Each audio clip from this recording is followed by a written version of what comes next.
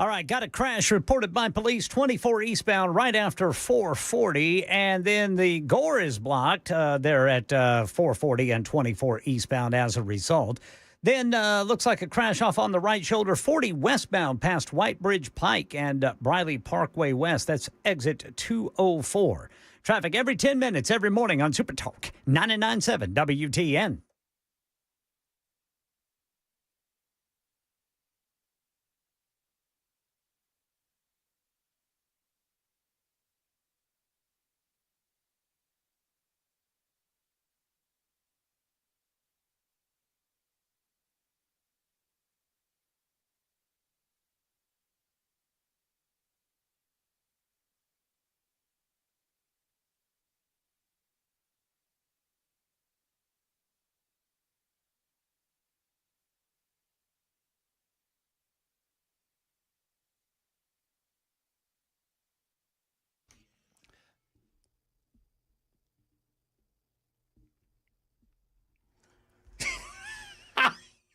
That turned out horribly.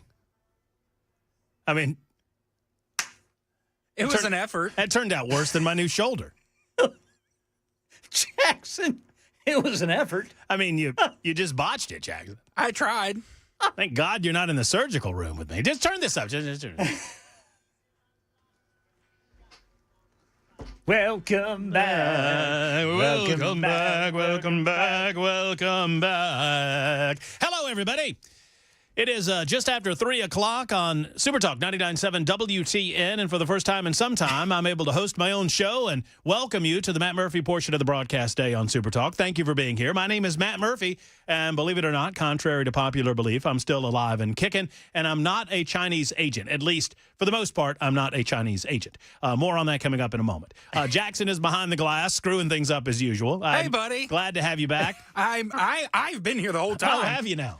Yeah, you're the one on extended sabbatical here. Well, it is, and Ken Weaver, of course, back in Nuke's Closet B, gathering headlines on the regular and delivering them twice an hour, or when weather breaks. And a nasty weather day today, huh? Hey, a lot of rain. By the way, if you got a flight to catch, you better keep checking with your said flight, because a ground stop has been issued at Nashville Airport.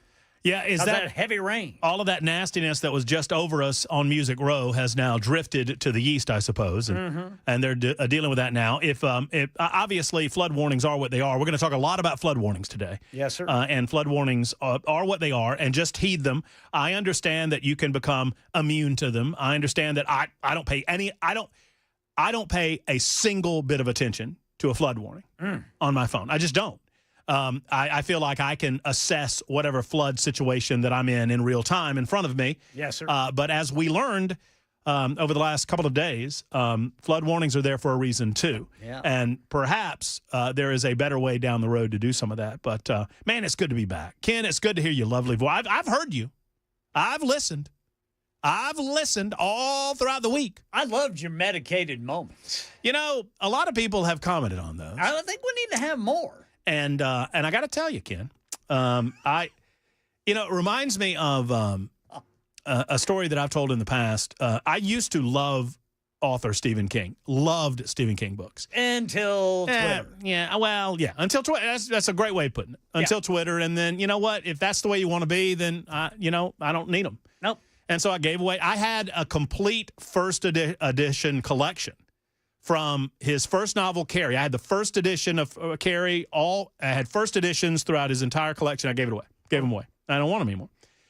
But he told a story. He went through drug addiction and alcohol addiction, pretty severe drug and alcohol addiction. And he made a comment in a book called On Writing. He said, I recently pulled Cujo, his book about the rabid dog. He said, I recently pulled Cujo from the shelves, and I read a good portion of it.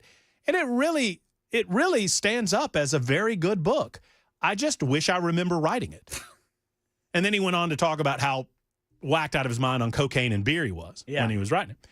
And so to those medicated moments, Ken, I say, I think they turned out pretty good. I don't remember doing them. How many did you do from the toilet? It's got to be some. That was the whole point of one. if you remember that. Jackson, I can honestly tell you, I don't remember any of them. I'm wearing shoes today that I don't remember purchasing. You said, I wonder if you guys can tell that I've done multiple of these on the toilet. I don't remember saying those words. I think that's AI. AI. That's AI. Hold on, let me see if I can get this shoe. Hold on. I bought these. If you're watching on Talk TV, and if you're not, you should be. Supertalk TV, YouTube, Facebook, Twitter, Twitch. I bought these shoes. That's a nice looking shoe. Thank you. These are Hey Dudes. And can you tell what they are on camera? Can you tell what those are on camera there, Jackson? Yeah. Can you tell the logo, what that logo is? What is it, Brother Jackson? Pabst Blue Ribbon. These are Pabst Blue Ribbon Hey Dudes. Frank Booth in Blue, what was that movie? David Lynch. Blue Velvet? Blue Velvet. Mm-hmm. He wouldn't drink anything but Pabst. I love Pabst Blue Ribbon. That's America's beer, red, white, and blue. I don't know if I can get this shoe back on or not. But I bought these while I was under the influence of OxyContin. But here's what we're going to do. There's a lot of news to get to. And, hey, Tammy says, where is Chris? I got hard news for you, Tammy. Hard news. 9 to noon. I got hard news for you. Contrary to popular opinion, they have not moved me or fired me. But I do want to thank... before we get to the news, because there's so much to get to, we're going to play a game of Ask Murphy Anything. Probably, I think the best time to do it is probably 3:35 after we get through some of the pleasantries. If you want to ask me anything about surgery or whatever, there's a lot of I've had a lot of questions coming in. I mean, I'm not here to talk about me for the next 4 hours, but if you would like to do that, I think we can dedicate a selection of time. If you want to get your questions in on the super text line, anything and everything you ever wanted to know about arthroplasty. You know what arthroplasty is? I'm assuming Jackson? shoulder replacement That's because that's what you had. Yeah, that's shoulder. Total arthroplasty. Did you get a nose job too? I did not. Oh. Do I look better? Yeah, looks better. Do I look pretty good? Downstairs, the big boss downstairs said that I looked refreshed. You do look refreshed. OxyContin and 2 weeks off will do that. So I did the math, and it is the most time that I've been away from the radio since I started talk radio in the year 2000. And that was tough, to say. I mean, in all sincerity, it was difficult to be gone. I want to thank Chris Hand for filling in. What an incredible man he is. What an incredible host he is. And he will never, ever, Ken Weaver, listen to what I'm saying now. Yes, sir. He will never, ever fill in for me again. Do you know why, Ken? I do not know why, Brother Murphy. Too good. Because, well, either that or you're not going to have surgery on your other shoulder. Well, I mean, too good. Just too good. I don't need to get Wally pipped, Weaver. You know who Wally Pipp was? No. He was the damn first baseman of the New York Yankees. Didn't want to play the second game of doubleheader. Who they put in? Babe Ruth. No, Lou Gehrig is who they put in. And 2,130 games later, Lou Gehrig's still playing. Where's Wally Pipp? Retired. I'm not getting Wally pipped by no Chris Hand. Tell you that. What was that Pip with 2 P's? That was Pipp with 2 P's. Okay. That's correct. Wally, P-I-P-P. No, in all seriousness, Chris is great. He is an artist at his work, and I appreciate him filling in. I also appreciate, for the one day that Chad was able to do it or needed to do it, Chad Benson filling in. Chad is an artiste in and of himself. And then, of course, the great Brian Wilson for sliding in here out of retirement, out of beautiful Watertown, Tennessee, coming in the midday hours. I thank him as well. And I thank all of you for indulging me the 2 weeks off. You're very kind people. And for the numbers of you that reached out, and I mean this in total and honest sincerity. I mean, I wouldn't say it if I didn't mean it. That so many of you reached out, whether you like what I do, don't like what I do, agree with me, don't agree with me. At the end of it all, we're all Americans, we're all human beings, and you've been very, very kind in your words, and I appreciate it very, very much. So it was not brain surgery, so don't expect me to be any smarter. It was shoulder surgery, and the worst part of all of that is going to be not being able to use one hand, because I talk with my hands. I don't know if anybody's noticed, but I have a tendency of talking with my hands. That left hand is putting in overtime. The right hand, but yes, left to you. All you got to do, hey, Jackson, all you got to do is this. Yeah, this is right. Yeah? But you make the L with your left hand. That's correct. That's how you know that it's to your left hand. But you're making the L to me when you point your right hand at me. So that does not make this my left hand. I'll work on it during the break. The fact that you're over there does not make this my left hand. That's This your is left still hand. this is still my right hand. Did they operate on the wrong shoulder? Oh my God, they might have. Jackson has made a discovery. Oh, no. They've done the wrong shoulder. Chris, get back in there. So I asked a little preview of getting to know Matt's new shoulder, which is the title of the game that we're going to play All at right. 3:35. Any questions about surgery? I've not. This is my first adult surgery. 51 Really? years old. That's the way to go, Brother Murphy. How about that, Ken? That's good. You had that. You had the hernia deal a Yeah, few years two ago. of them. I thought I only had one. Went in, they found another one. Yikes. But they didn't fix it for free. The old Ken Weaver double play. It wasn't a 2-for-1. No, they charge you for the second one Oh, too. they did. Did they wake you up in the middle of the surgery? Sir, we're going to need a credit card of some sort. Sir, we went ahead and took care of that other one, and we need you to pay for it right now. It's kind of a COD deal. Jackson, I got $100. You know what COD stands for? See, it's Brother Jackson, there's no shame in that game. That just you're young and I'm going to die before that's you. right. That's right. Don't feel ashamed that you. That is a COD charge on delivery. Oh, yeah. Back in the day on those infomercials, you could order crap from the TV and they'd send it to you. Oh, I've seen those commercials. You know, the CDs, you get like 50 for $1. Well, they'll send you anything you want, but you got to pay for it when it gets there. What if you can't? Then they're taking it back. Do they beat you up? No, well, in some cases, I don't know. Not if you got a Depends. little fat wiener dog. And that's right. Oh, He'll boy. take their ankle off. Oh, boy. My dogs are getting tired of me. Was a little worried Little where you were. Munson and Miss Beasley. Oh, my gosh. They were like, aren't you ever going back to work? All you do is lay about. Just lay about in your chair. But I asked today because I know that hand was messing with me with my Chinese shoulder. And I know that because all of you told me. And thank you, Chris, for I think it's got to be called my Timu shoulder.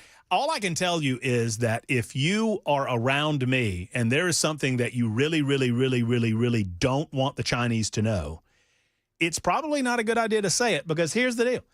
I went back for the first time I saw my surgeon this morning, and I went to my first PT today, which was not pleasant.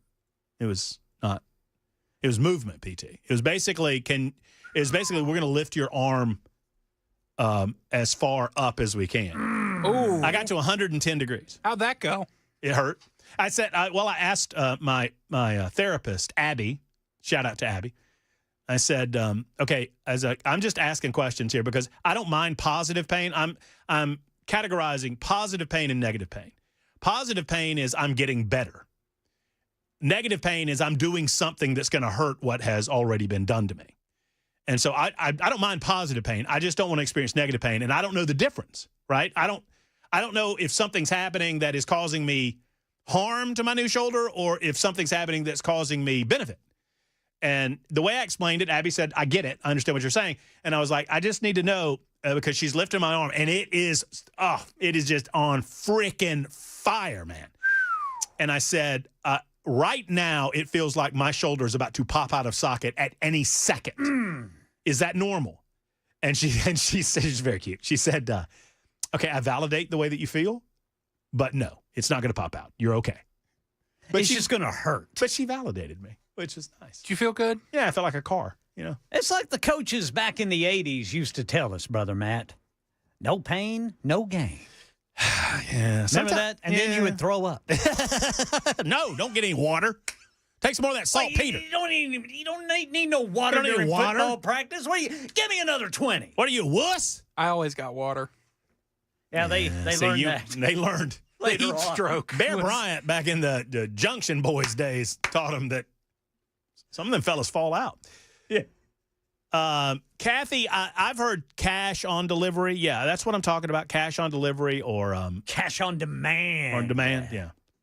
Did I say? What did I say? Charge on delivery. Did I say charge on? I mean charge or collect on delivery. Or cash Collect on delivery. Yeah, they want their money when you get the product, but they don't need it over the phone because they just want to get it to you. They figure if they get it to you, whatever regrets you have about purchasing it, like my Pabst Blue Ribbon, hey dudes, that you'll forgive those regrets and you'll go ahead and pay. Did Medicated Murphy buy anything else? Yeah. Oh, what did he buy? Oh yeah. I bought. E's having a birthday. I bought birthday gifts that I have no idea what I bought. Yeah, there was a lot of. I mean, I can't even remember all that I got. Oh, I got some. Oh, well, It's like a present that you're going to get to open. Yeah, I don't remember it. Ooh, Medicated Murphy sent me a present. Yeah, it's like a little gift from future me. All right, so obviously there are matters at hand. The super text line is wide open. The phone lines are wide open. As always, I prefer a dialogue with you on the telephones, 615-737-9986, about any subject matter of your choosing, anything that's happened over the last couple of weeks. It's not like nothing's been going down. Obviously, our focus of attention in the first little bit of the show is going to be on the search and recovery efforts after the disastrous flooding in Texas and the sad effort on the part of many to include mostly leftists, but I would say some on the extreme right are doing it as well. They are attempting to take political advantage of a natural disaster, a tragedy that has seen well in excess of 100 people lose their lives. We're going to talk about that in the beginning moments of the show. We'll talk about the BBB, a bill that I was not in favor of. I'm on record as saying that I did not prefer this piece of legislation, but the many, many good parts perhaps outweigh the bad, and it remains to be seen whether or not the economic activity generated by the big, beautiful bill will outweigh the economic issues that I have with it, primarily the amount of spending that still goes on in Washington, D.C., or should I say the overspending that goes on in Washington, D.C. I have a thing or two to say about alligator Alcatraz. I have a thing or two to say about Elon Musk and the America part. I have a thing or two to say about everything. And we'll get it kicked off in the right fashion, as we always do, in just a couple of minutes. Your telephone call, 615-737-9986. It is Monday, July 7, episode 836 of our gatherings together today on Supertalk 99.7 WTN.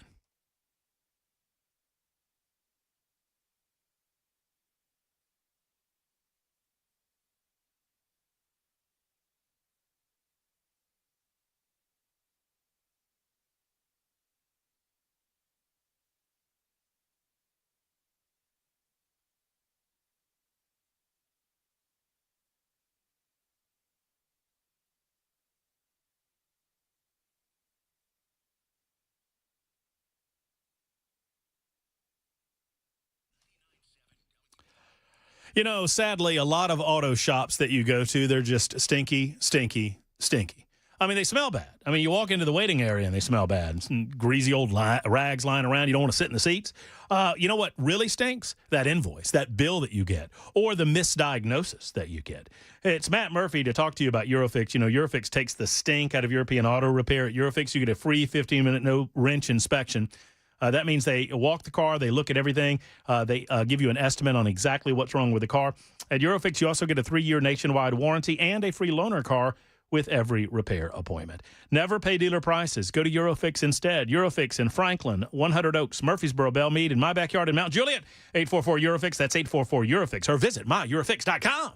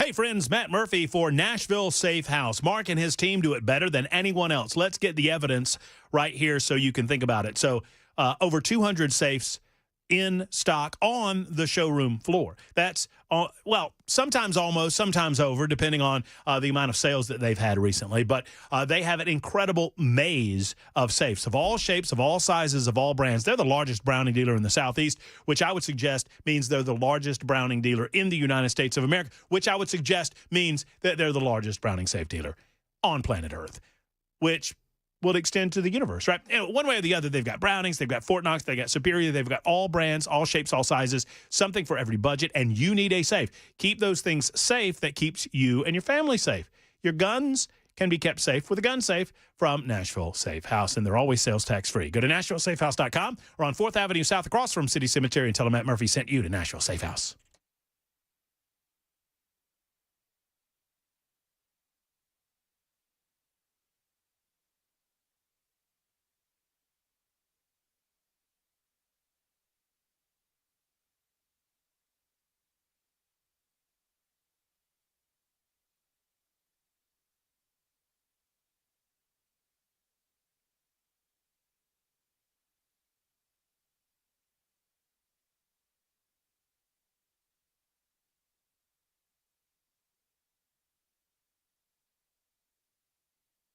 Active shooter shot dead, and Kilmar Abrego Garcia update coming up at 3:30 on Supertalk 99.7 WTN. Yeah, plus a little game of getting to know Matt's new shoulder. If you have any questions for the new shoulder, or for me for that matter, or any questions about grown-up surgery, get them in here, 615-737-9986. We'll get those out of the way. Telephone calls coming in, 615-737-9986. That's the same number either through text or via the phone calls, and we appreciate each and every one of you.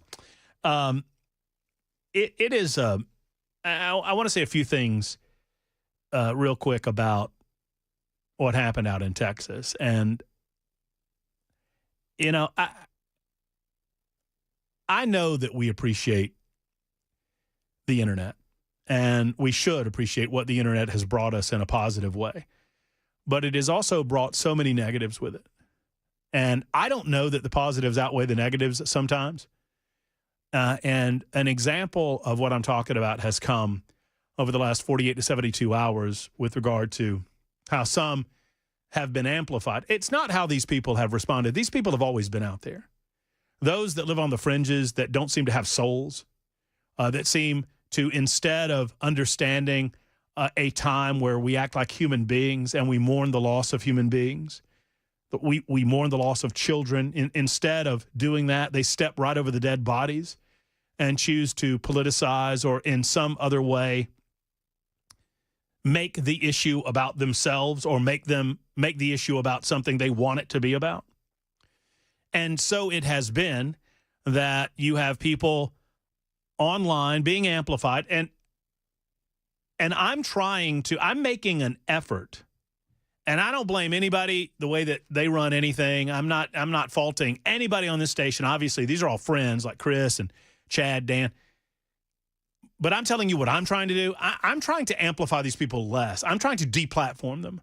I'm not talking about ABC, NBC, hashtag never CNN. Those entities that have platforms in and to themselves, they need to be challenged. They need to be pushed back on. I'm talking about these nobodies on social media, these absolute nobodies that choose to take a tragedy like happened in Texas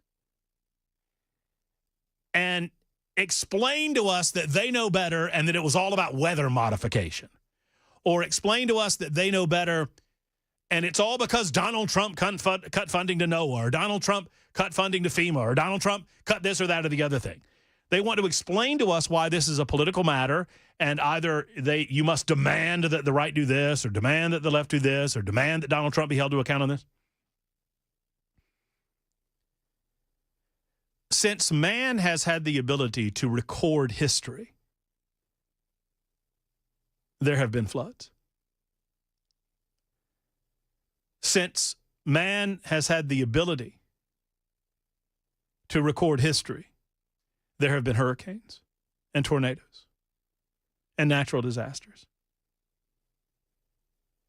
We do not have a better warning system in human history than we have right now. Now, maybe it doesn't sell any newspapers, as they say, for me to say that. Maybe that doesn't lead the news. Maybe that doesn't get me enough damn clicks to matter. We have a better warning system for natural disasters than we've ever had on planet Earth at any point in anyone's life.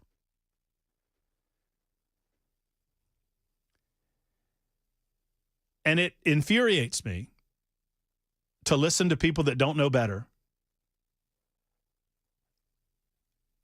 walk over the bodies of dead children to tell you something different. I'm going to talk more about this coming up in just a moment. Get your telephone calls. Is that Murphy on line one that wants to talk to me? Yes, sir. Huh. Fellow Murphy. I like that. Marshall. And your call, 615-737-9986. It's time for the news on Supertalk.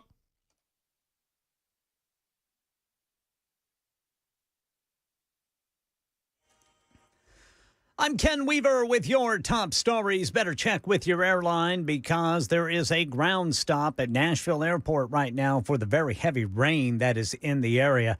Right now, some of the heaviest rain is over Franklin, Ashland City, and it just keeps popping up. It's just pop-up showers and thunderstorms. They don't go severe, but they are dropping enough rain that a flash flood warning is in effect for another hour in both southern Davidson County and Williamson County. Full forecast and traffic in 5 minutes. An active shooter is dead after allegedly opening fire on a U.S. Customs and Border Protection office in McAllen, Texas this morning. Here's Alex Stone. It was around 6 o'clock in the morning when McAllen police say 27-year-old Ryan Mosqueda from Michigan opened fire on the front of a federal building housing U.S. Customs and Border Protection. A motive is not clear. The police chief saying they're trying to understand messages written on Mosqueda's car. There's some message we don't understand on the vehicle. May be some Latin words on it. Mosqueda was shot and killed by Border Patrol agents. He never got into the building. A McAllen police officer was shot in the leg during the shootout. Alex Stone, ABC News. Yeah, the death toll from Friday's flash flood in central Texas is 96, including more than 24 children. ABC's Jim Ryan is in the hard-hit town of Kerrville. Questions have arisen about warnings that may or may not have been issued to operators of the many summer camps along the Guadalupe River. Senator Ted Cruz says it's a good question, but I think it is reasonable over time to engage in a retrospective and say at every level what could have been done better, because all of us would want to prevent this horrific loss of life. Meanwhile, more than 400 first responders continue the search for victims. Jim Ryan, ABC News, Kerrville, Texas. Now, rescues underway in North Carolina as the remnants of Tropical Depression Chantal trigger life-threatening flooding there. The Chapel Hill Fire Department, neighboring agencies, as of this morning, said they have rescued more than 50 people from the water there. That's the latest news. Traffic and weather next. I'm Ken Weaver, WTN News.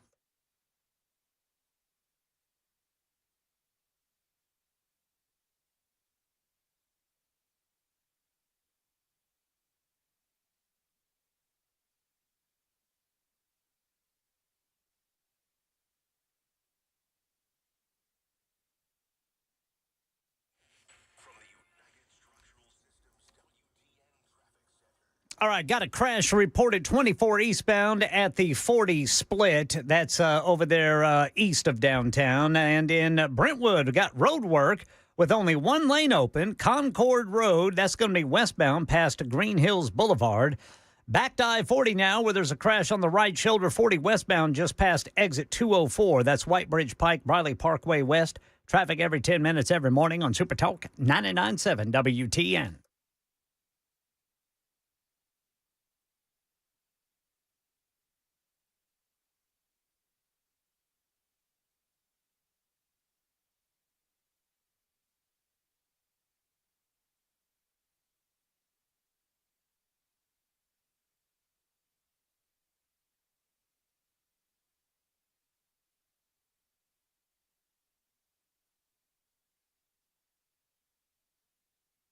Hello, folks. It's Matt Murphy for my friends at Stoltzco. You know, whether or not you want to be a part of the process every step of the way, or you want to talk to the team at Stoltzco about your design ideas and your dreams, the things that you want, out of a post-frame building and then walk away and just have them hand you the keys when they are done, they can do it your way at Stoltzco. Truly, if you own land, you want to do something with that property, if you want to build on that property and gain asset in the process, gain value of that property, do it with Stoltzco. They are the leading company in first-class customer service in the creation of post-frame buildings. We're talking about pole barns, garages, equestrian spaces, event spaces, and yes, of course, the barn dominium, which is just a new way of thinking about a home, and especially when you're thinking about an open home concept. Call Stoltzco today and schedule an appointment with the crew, 615-622-5992. That's 615-622-5992. Or if you want to see some of the incredible work that they do, go to stoltzco.com. That's STOLTZCO.com for more information. Tell them Matt Murphy sent you to Stoltzco.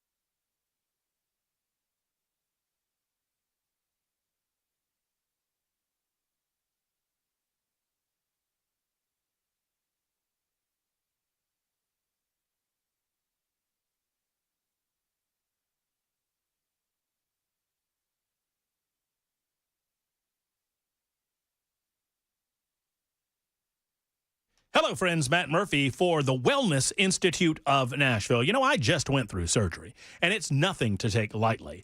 I would never consider going through surgery on my back until I exhausted all other options and remedies. And your option is at the Wellness Institute of Nashville. As a matter of fact, several of them. From spinal decompression, which is such a wonderful way to get hydration and get relief amongst the disc pain that you may have on your lower back, your upper back, and otherwise. I mean, there are no pills or spinal creams that will open up that spinal disc to take pressure off of your nerves and to alleviate the pain. That comes from spinal decompression. And they have refined their techniques at the Wellness Institute of Nashville, which is why I made the switch to Dr. Mitch and the rest of the crew at the Wellness Institute of Nashville. Painisbad.com. That's painisbad.com. 615-246-5009. 246-5009. Tell them I sent you.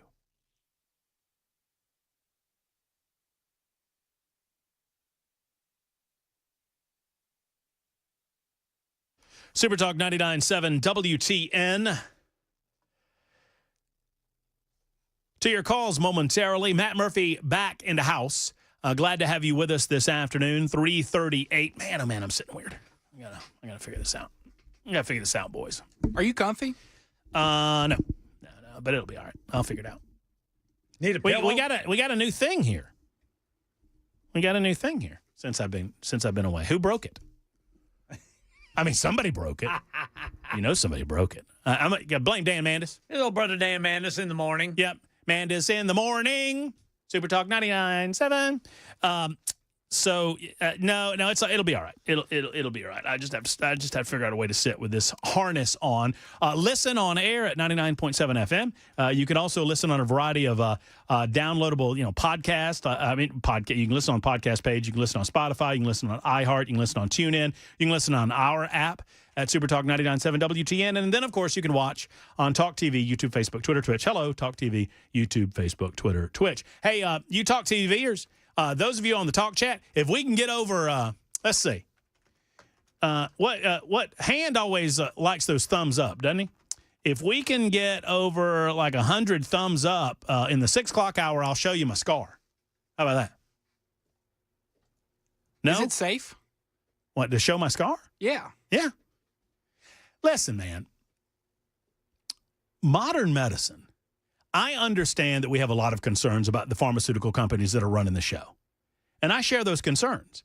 The inmates are running the asylum. Pharmaceuticals ought to be something that doctors and surgeons and medical professionals utilize to help alleviate discomfort or to help alleviate some of the symptoms that are caused by the things while you're working on those other things. I mean, I understand the concerns with pharmaceuticals, but modern medicine, I'm not here to be a cheerleader just 2 weeks after my surgery, but my goodness gracious.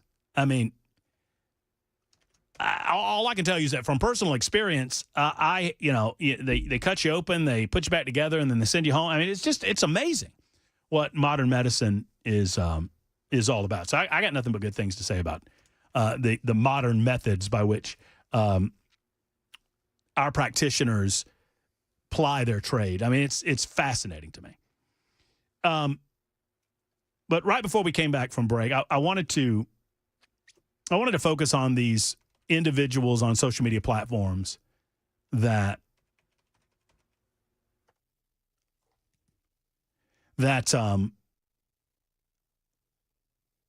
like Rosie O'Donnell. So I have the clip from Rosie O'Donnell. Rosie O'Donnell is a former star of stage and screen. She had a talk show host. I mean, y'all know who Rosie is. And she's an absolutely insane person now. She has become insane as a result of Donald Trump. And she had insane things. Insane people are going to say insane things. And she had insane things to say about Donald Trump and the impact that he has had over these tragedies that exist in Texas.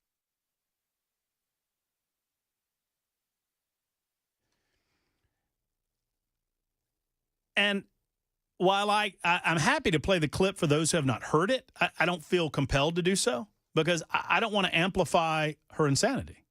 Does that make sense to everybody?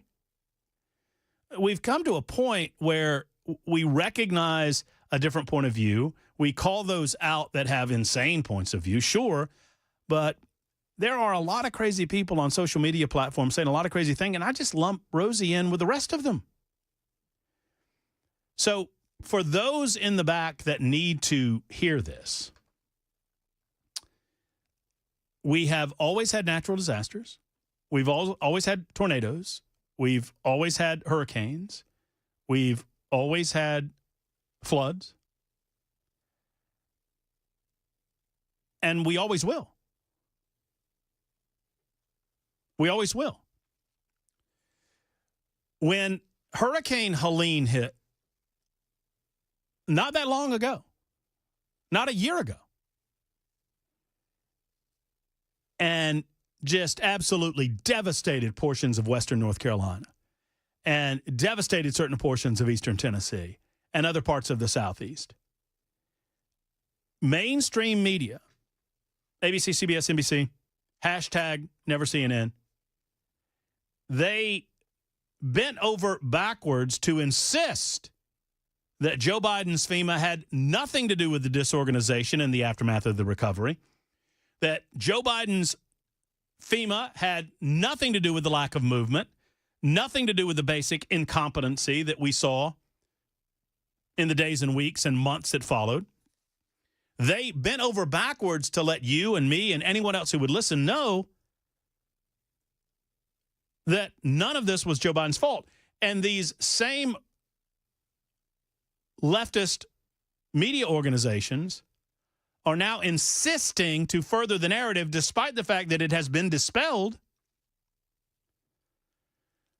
that Donald Trump's attempts to cut the bloat and the size of the federal government in some way impacted the inability to get information to the people that needed information prior to the floods in Texas. What they attempt to insinuate is that, because of Donald Trump, people died. That's what they get to. Orange man evil. And look, I'm at a point that I don't expect the snake to be anything but a snake. I don't expect the shark to be anything other than a shark. Snake is going to bite you. Shark is going to bite you. The old story of the scorpion and the turtle. Well, you knew I was a scorpion when you let me on your back. So I don't even expect the media organizations to do anything other than this.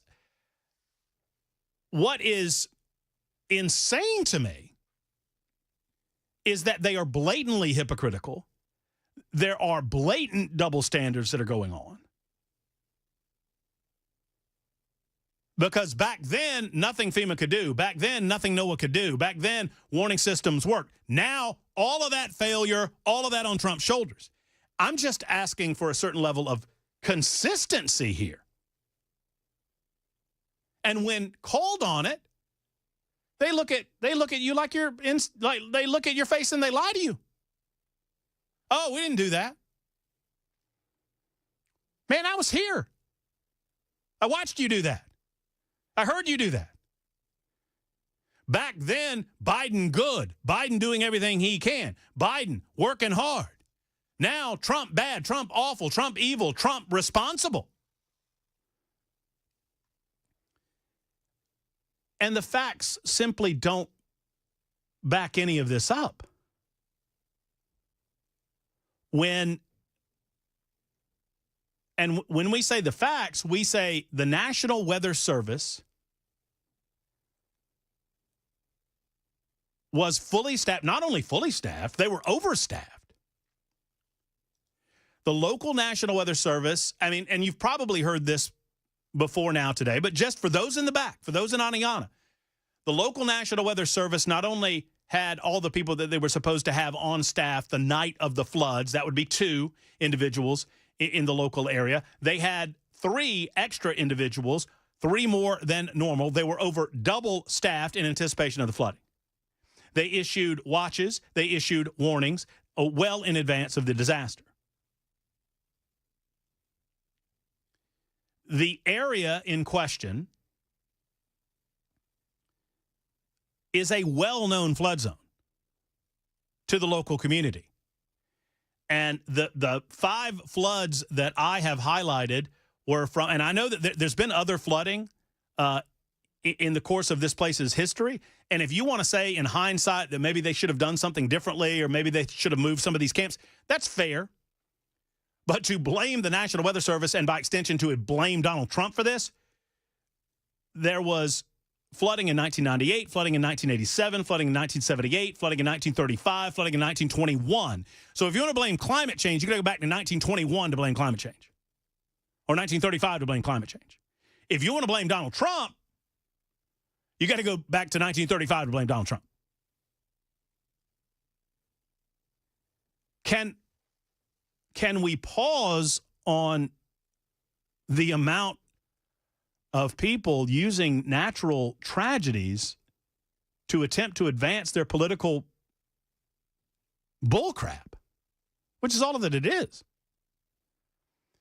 And it's not just the nobodies on social media. It's organizations like the New York Times, the Democrats, the Democratic Party of the United States of America lied to the people and said that staffing shortages at the National Weather Service in the San Angelino and San Antonio offices doubled under the Trump administration. They had vacancies that they were trying to fill. Those vacancies were the results of resignation. Those vacancies were the results of the normal operation of businesses. There were no vacancies in the 24 or 48 hours leading up to the flooding. Now, I would suggest to you that much like we're seeing with tornado warnings, flash flood warnings are becoming something that people ignore or have become something that people ignore. I don't take any pride when I say that I don't pay any attention to flash flood warnings. Do you? I mean, I'm not saying that as a, it's not, I'm just being truthful.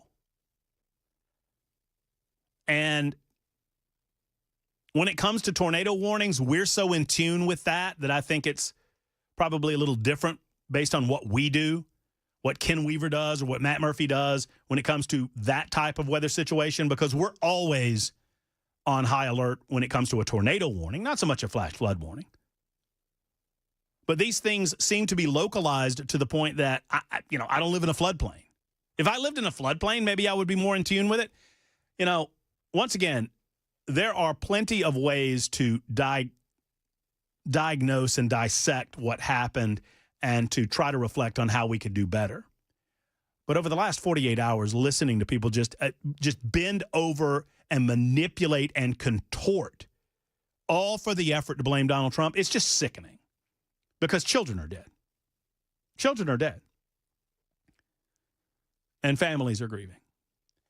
Let's talk to Murphy, who will be first up. My first call since I have been back with my new shoulder goes to Murphy. Hey, Murphy. What's up, dude?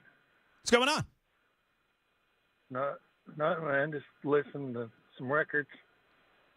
That's great. What kind of tunes? What kind of tunes you got on, baby? Who's this? This is Matt Murphy. Well, that's my name. Oh, that's great. How'd you get on my? Simon and Garfunkel playing some big park, man. I don't know. They're in like a huge park. How you doing? I remember when Paul Simon said to him on the record, Matt, on the record, he said, "How you doing out there? You cold? You look great from here." Remember that? He said that right on the record. I know. I think I was on my second bowl of Fruit Loops when that came on. What bowl are we on today? It's the third. I'm on my third bowl of Fruit Loops right today, but I had to have some emergency surgery. But I just wanted to know maybe when we're going to hear maybe the best of Medicated Murphy come on later, maybe because I had this emergency surgery done and it's hurting, and I had those destroyed, brother. Man, these are. I don't know where I am, but I'm missing the Medicated Murphy. Well, I got him right here on the phone, so I feel good about that. Well, it was an emergency. It was an emergency manicure. Was it now? Yeah. I would have guessed hysterectomy. These pills are killing me, but I'm looking forward to the best of Medicated Murphy. I gotta go. I'll see. A for effort. It kind of reminds me of the way Jackson opened the show today. Really. Okay, that's fair. A for effort. Execution. I just think we had another Medicated Murphy moment. It was just not the correct Murphy. It was a little different. Marshall will give you a shot. We got line 2 there, line 4. And, if you want to give us a call, 615-737-9986 on Supertalk 90.7 WTN.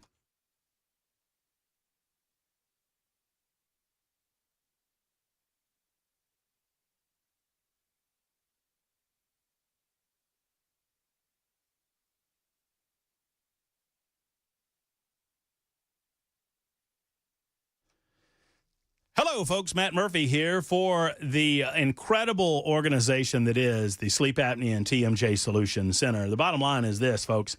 If you're not sleeping well at night and you feel like you're getting up a lot during the evening, maybe you don't feel like you sleep through the night because your breathing is interrupted by snoring, or perhaps you feel like you might be stopping breathing in the night. You could have sleep apnea, and if you do have sleep apnea, I want you to contact Dr. Brian McLaughlin, my good friend at the Sleep Apnea and TMJ Solutions Center. Bottom line is this. With 2 locations to serve you, one in Murfreesboro and the other in Brentwood, they can get you a sleep test. They can figure out what's going on. They can provide you with an a custom fabricated oral appliance, FDA approved, I should say, custom fabricated oral appliance that is custom fit to your mouth. That helps your jaw stay just a little bit forward. You really don't notice it. I wear this thing every night and absolutely adore it because it helps me sleep through the night. I get a better night's sleep, more energy in the morning. Thank you to Dr. Brian McLaughlin and the rest of the team at the Sleep Apnea and TMJ Solutions Center. Contact today. Go to TennesseeSleep.com. That's the best way to get in contact with the guys. TennesseeSleep.com to find out more. They are in network with your insurance, odds are, and they can help you. TennesseeSleep.com.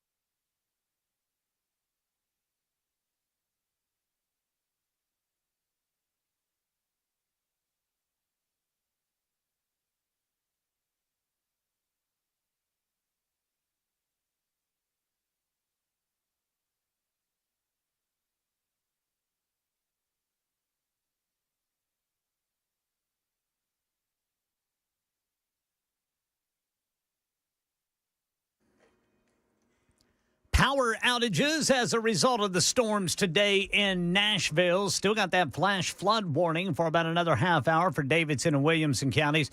And we're learning more about that active shooter killed at a southern border facility in Texas today. These stories and more at 4 on Supertalk 99.7 WTN.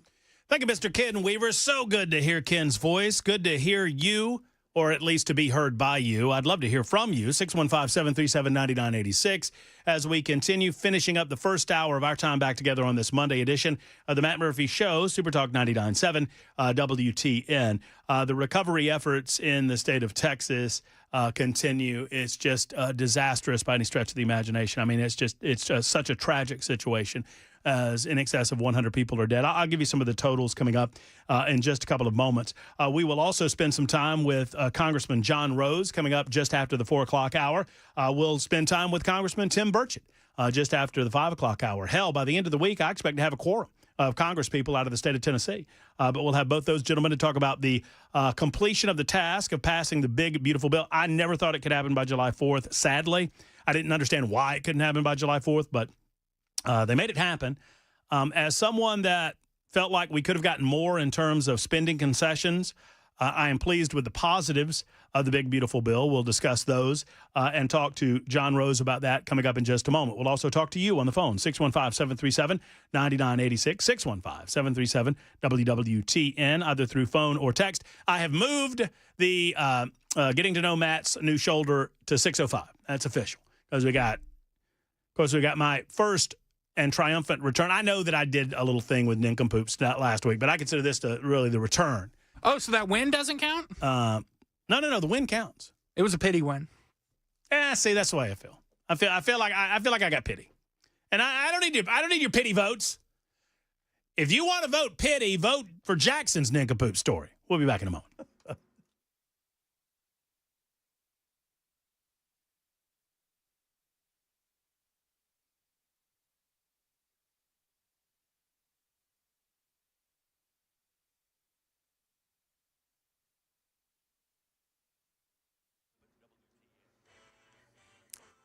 4 o'clock on the dot. I'm Ken Weaver with your top stories. NES trying to restore everybody's power. Had some outages as a result of those storms earlier today. More are possible. And we're still under a flash flood warning for another half hour in southern Davidson County and Williamson County. Got the full forecast and traffic coming up in 5 minutes. We're learning more about the active shooter killed at a southern border facility in McAllen, Texas today. You can hear the barrage of gunfire during the shootout between Border Patrol agents and the man police have identified as 27-year-old Ryan Mosqueda. The gunfire recorded by Edgar Amaya, who was arriving at the airport next door. Police say Mosqueda from Michigan arrived just before 6 a.m. and opened fire on the U.S. Customs and Border Protection building. There were many dozens of rounds fired. A motive is unclear. The FBI is trying to understand the relevance of Latin words spray-painted on Mosqueda's vehicle. Alex Stone, ABC News. In Central Texas, people feeling support from around the world as they search for survivors and mourn at least 90 people who died in Friday's flash flood. But ABC's Jim Ryan says they're also seeing the dark side of human nature. Along with the emails, phone calls, and offers of financial help, city leaders here in Kerrville, Texas, are getting a different kind of communication. We're dealing with scammers. Victims' families are being reached out to saying that they have their kids pay me money. It's heartbreaking. It's absolutely heartbreaking. Kerrville City Manager Dalton Rice, the search and rescue operation now stretches across 62 miles in Kerr County alone. Jim Ryan, ABC News, Kerrville. Rescues underway in North Carolina as the remnants of tropical depression Chantal trigger life-threatening flooding there. I was sleeping and the neighbor called me and told me to get up, that we were flooding. Chapel Hill Fire Department, neighboring agencies say they've rescued more than 50 people from the water as of this morning. We basically just got out with the clothes on our back. Neighbors going to have to get together and help each other rebuild. And the White House confirming President Trump pushing back this week's deadline for trade partners to avoid tariffs.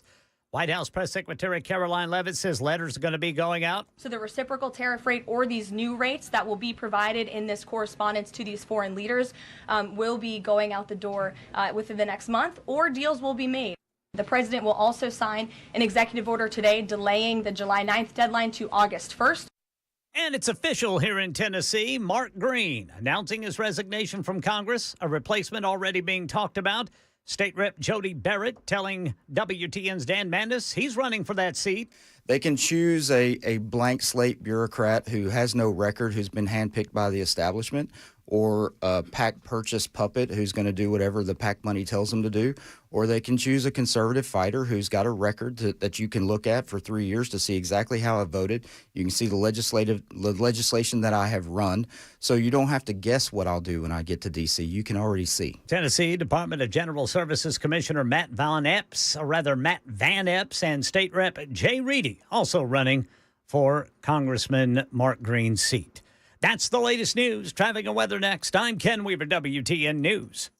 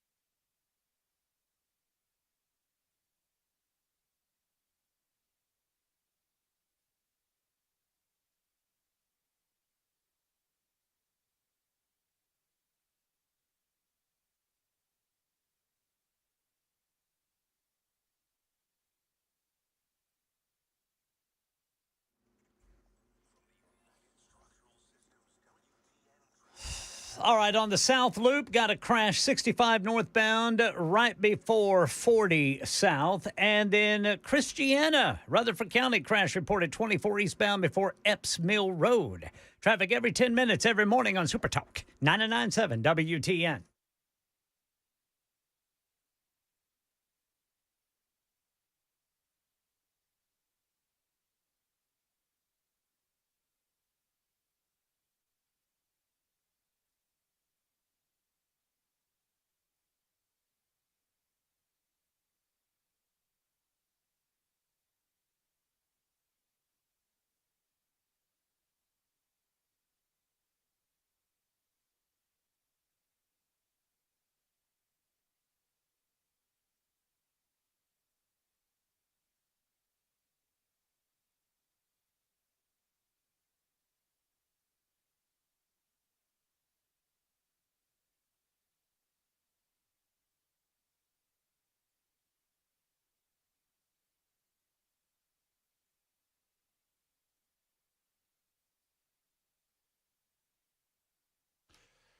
It is Super Talk 99.7 WTN. My name is Matt Murphy. My first day back for surgery on my left shoulder. 2 weeks off, the longest stint that I've been off of the airwaves for the entirety of my career. I'm so glad to be back. Thank you for your kind words. We so appreciate you on this Monday, July 7. Nasty weather outside, moving through the area.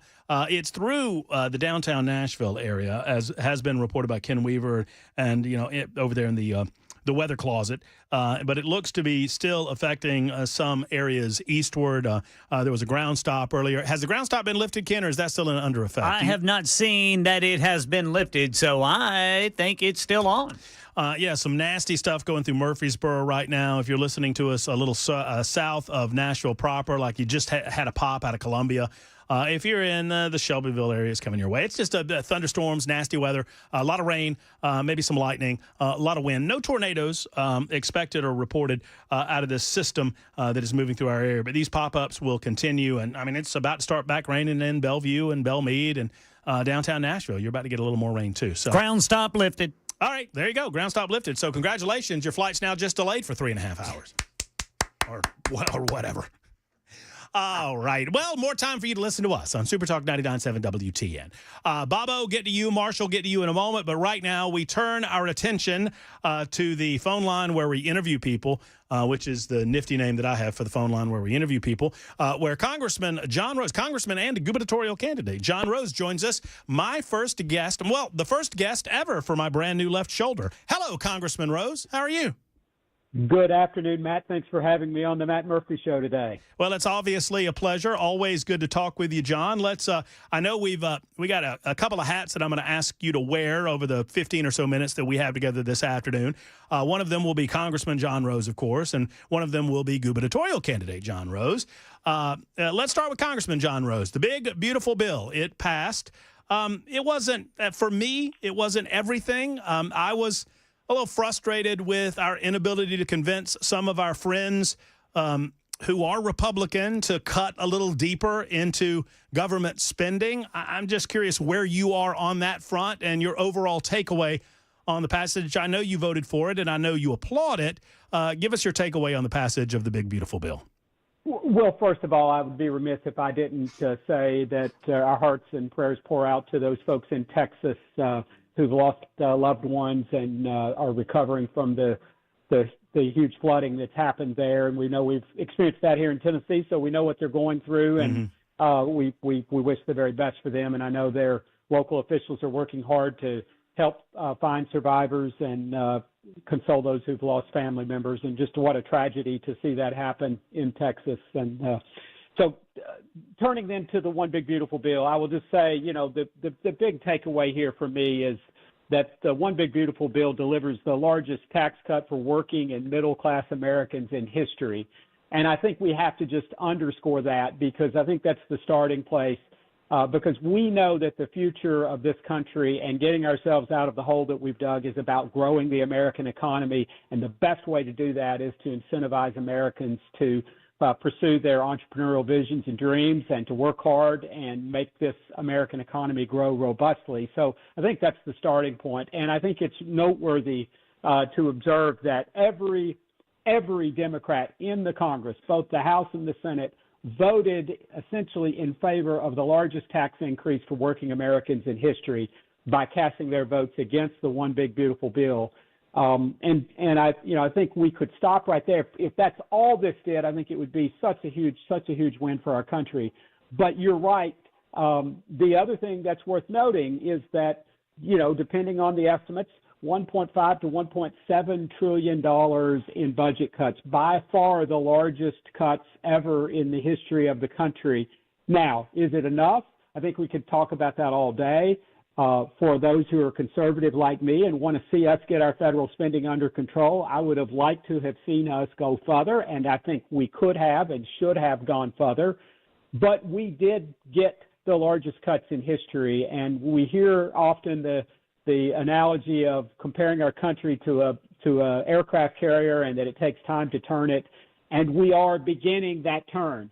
So there is more work to be done, and as I think you all know and your listeners know, we get two more cracks at this in this Congress if we make the most of the moment. So we get to do budget reconciliation two more times, and so I trust that we will come back at this and clean up some of the missed opportunities that we saw with this first bill. But it is a good start, and so that's where I would be, Matt, is to say it's a good start.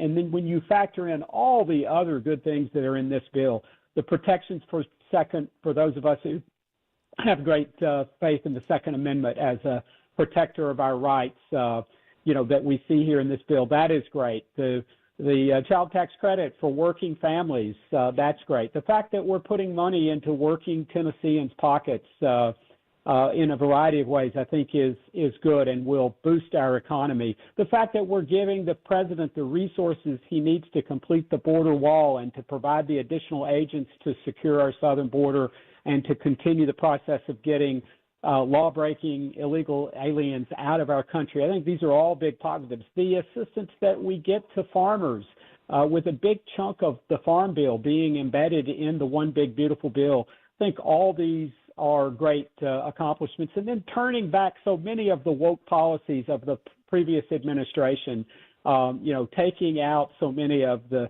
so-called Green New Deal provisions that were propping up and subsidizing energy sources and prohibiting Americans from producing energy right here in our own country. So when you take all that together, I think this is just a huge win for the American people. Congressman John Rose with us this afternoon discussing the passage of the big, beautiful bill. You brought up from the top the tragedy in Texas, and there are some in the halls of Congress and in other political circles that are attempting, sadly, and I say it that way. I'm not even mad at these people anymore. I'm just sad for them, John, that are trying to politicize what happened in Texas, suggesting that because of the Republican Party, because of Donald Trump, that the funding levels aren't what they should be at the National Weather Service, aren't what they should be in terms of our forecasting ability, and that somehow affected the abilities for the local people in Texas to get information. How do you respond to these folks? I think we see this every time there's an unprecedented tragedy, and I think anyone who assesses what happened here in Texas knows that this, I've heard various estimates that it's a once in 100-year, once in a 250-year, once in a 1,000-year flood. To be certain, it was just, the worst possible outcome. It happened at the worst possible time of day. And it's a tragedy, and tragedies happen. We live in this time when so many people just don't want to accept that there are tragedies that occur, and the federal government's job is not to insulate you from bad things. Mm-hmm. And if you go about life expecting that Uncle Sam is going to be the cradle to grave security that keeps you from ever being hurt and provides you with everything you need in life, that you're going to live a very miserable life. And we don't want to see this country become like so many socialist so-called utopias where you depend on government for everything. And so tragedies are happening. We dust ourselves off, we pick ourselves up, we figure out how to hopefully avoid them in the future. But we also go about life knowing that bad things happen, and we try to do everything we can to prevent them, and we try to come to the aid of those who suffer the injuries of those bad things. But I think this is no time for politics to be entering into this. There are still, for goodness sakes, potential survivors that need to be found and rescued. Correct. Congressman, obviously, we could spend, you and I, the next 2 hours. It is such a big bill and now a big law that we could spend a lot of time on the various aspects of the BBB. But I want to dig a little deeper into a couple of things you brought up. One talking point that seems to have emerged since our president signed the big, beautiful bill on at the White House on July 4th amongst Democrats is that, millions of people are going to die due to a lack of Medicaid coverage, that, when you see or hear from a person on the political left on this matter, that's their go-to, that Medicaid cuts are going to cause death, dismay. I've heard as many as 9 hospitals in the state of Tennessee are going to close down. And I plan on dissecting this at length on the show, but I know you'll be asked about it from certain leftist media circles. What is your response, Congressman, when it is suggested that the cuts in Medicaid are going to cause harm to those that truly need it? Well, I think this, again, is just fear-mongering on their part. So, let's start with SNAP, and I serve on the Ag Committee, and we're strengthening the work requirement for those people who receive supplemental nutrition assistance. We would call that food stamps maybe if we were just using the term that is probably most recognized. Keep in mind that 72% of the working-age Americans that don't have dependents that are receiving SNAP benefits don't have a job. Now, there's no reason they can't have a job. They just don't have a job. And this law will give them the encouragement, if you will, the requirement that they go out and seek some productive activity in their lives. And that's where the benefits are, that's where the savings are being found, both with respect to SNAP and with respect to Medicaid. So again, in the Medicaid space, we've got 1.4 million illegal immigrants who are receiving Medicaid benefits. We've got 4.8 million able-bodied adults who refuse to work that are receiving benefits. And so the law that we've just passed, the One Big Beautiful Law, will actually encourage those people to go back to work. And you know what, Matt? What we find, and the data is overwhelming on this, is that when we kind of push those folks out of the nest and we get them back participating in the workforce, not only are they better off, not only is their health better and their families better, but their communities and the broader U.S. economy benefit as well. And so we're doing them a favor by encouraging them to go out and become productive. And ultimately, we're doing their families a favor, and we're doing the entire U.S. economy a favor. And so when people say, well, what are we going to do about the low job participation rate? This is part of the answer to that, is that these folks need we need to quit paying Americans not to work. And that's what this bill starts the process of doing. And I think it's going to be a big payoff. And those are where the primary savings are coming with respect to Medicaid and SNAP. And I hardly believe that those are provisions that are going to put our rural hospitals at jeopardy, that are going to put American lives at jeopardy. In fact, we're going to be making these folks have richer, more abundant lives. These are only rules of the game that people like Barack Obama and Bill Clinton agreed with, right? I mean, it's amazing how the shift has been so dramatic that which Barack Obama claimed at least to agree with in 2009, 2010, now the Democrats claim it's going to kill millions of people, which we know is fear-mongering at its worst. Congressman John Rose, only a couple of minutes left. We could talk for days, but one aspect of the bill that did get a little pushback, it seems, from the right. You mentioned Second Amendment protections, and I know that the BBL, as we now call it, did eliminate the excise tax on certain aspects of suppressors and rifles and shotguns. But it did not eliminate the registration component. And there are some that were suggesting that maybe we should have gone that next step. I know we're kind of in the weeds on this, but I'm glad, because the registration component was justified in 1934 to ensure the tax was being paid. Now that there's no tax to be paid, how do we justify the registration? Well, I agree completely, and I think if you watch this carefully, what happened is the Senate parliamentarian ruled those provisions out of order, and so then the senators put the tax provisions back in.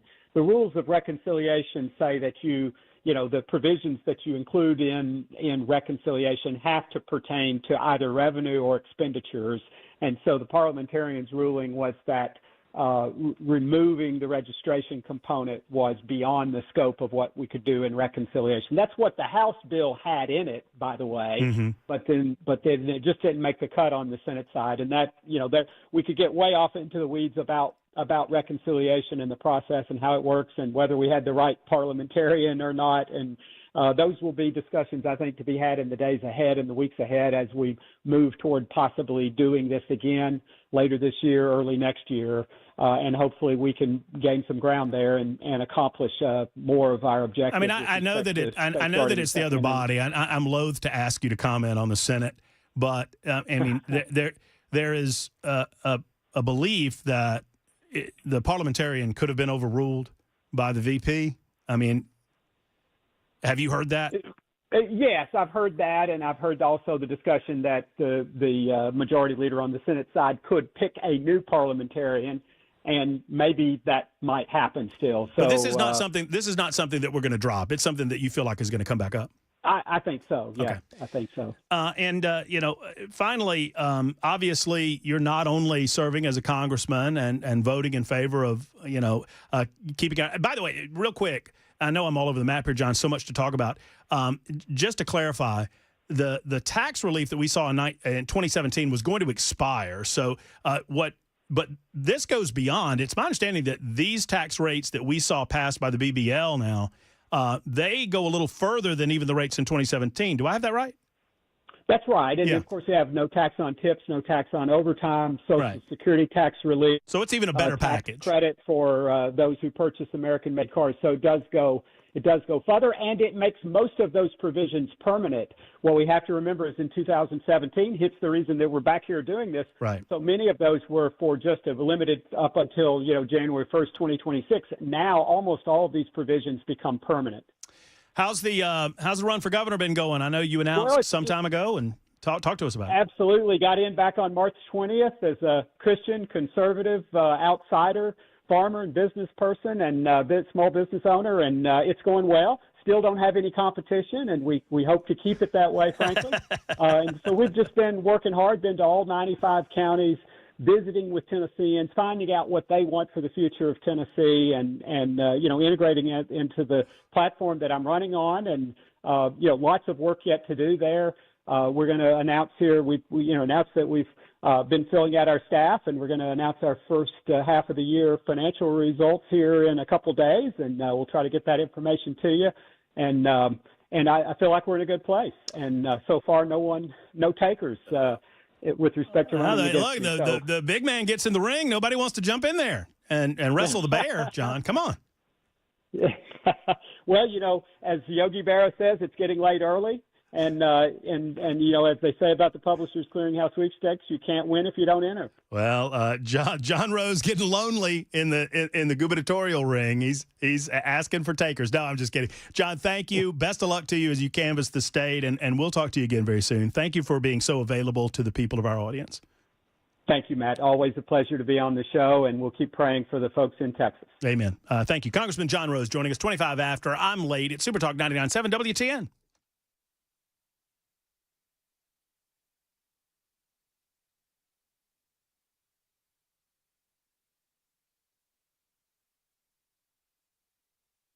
Hello, friends. It's Matt Murphy for Defend Systems. Owner Brink Fiddler wants you to know that the chances of you getting into a workplace violence situation, the chances of you having to deal with an active shooter situation, the chances of you experiencing one of these violent threats or an intruder, they're very, very low. I mean, very, very low.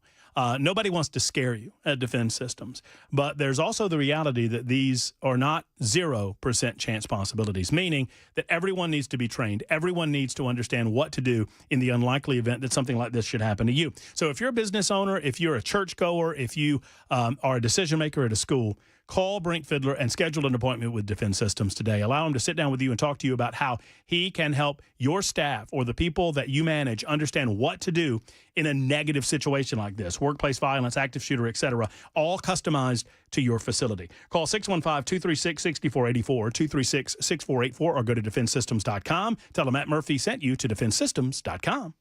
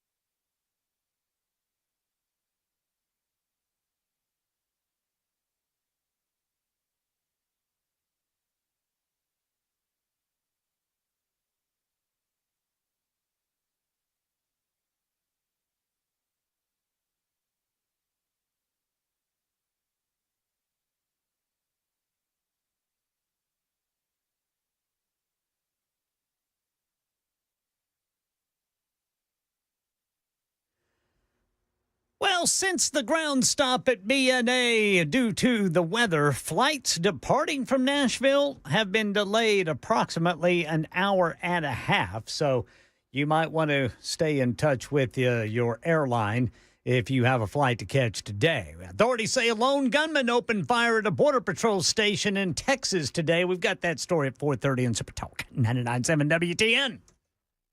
And that is coming up in mere seconds. Ran a little bit long with Congressman John Rose, but it was such a good conversation. Wanted to finish it up with the 6th Congressional District Representative. He's running for governor, so that seat is opening up. Another seat that has opened up, Representative Mark Green announcing his official retirement from the 7th Congressional District, and that is an open race. I know Jody Barrett announced earlier this morning on the Dan Mandis Show. I'm told that there are, I know Matt Van Epps is running. We're going to have him on the show at some point, of course. We'll have Jody back on the show. Jay Reedy. Jay Reedy. I've heard a couple of other names, and I've heard some names that have declined the opportunity. And we'll get into that coming up in just a moment. Plus, I don't know, if you're watching on Talk TV, you see what happened to me during the break? You got a present. I got laid. What? What? Well, I mean, is that not... That's pretty good. I mean, is that not right? It is correct. I mean, that is... Let's see. How long was that commercial break there, Brother Jackson? About 3 minutes, Ken. 2.5 more than he needed. Easy. You know what? I'll have you know. I don't know how Hand was running things in my absence, but I'll make the nasty jokes on this show, sir. Yes. Oh, come on. Lindsay was nice enough to bring us all presents, I guess. Yes, or sir. Send us all presents, and I got my present today. Ken Weaver delivered it, hand delivered it to me, and it's a lei. Yes, sir. It's a Hawaiian lei. A Hawaiian lei. And I'm wearing it on Talk TV. If you want to see, you may do so. By the way, 100 likes, 100 thumbs up on Talk TV. By 6 o'clock, I'll show you my scar. So let's see how bad these people want to see my scar. Can you show people your scar with one hand? Yeah, just unbutton the shirt, and there it is, right over there on the shoulder. I have amazing. This is what amazes me, and I got sidetracked earlier, and I know Ken's got news. So at this point, there's a little clear mesh over the scar, but there's nothing else. Yeah. I mean, they took the thing off. He checked it today. He said, "You're good to go, good to shower, good to do all of that," and the mesh will eventually fall off on its own. Yeah, and we thank him for the shower clearance. Yeah, no question. I mean, showering with. I was showering with saran wrap over the shoulder. For the last like a tattoo. Yeah. Just. Oh, is that what you have to do with a tattoo? Yes. You know what we have to do right now, Jackson? Go to the news. Go to the news on Supertalk 99.7 WTN.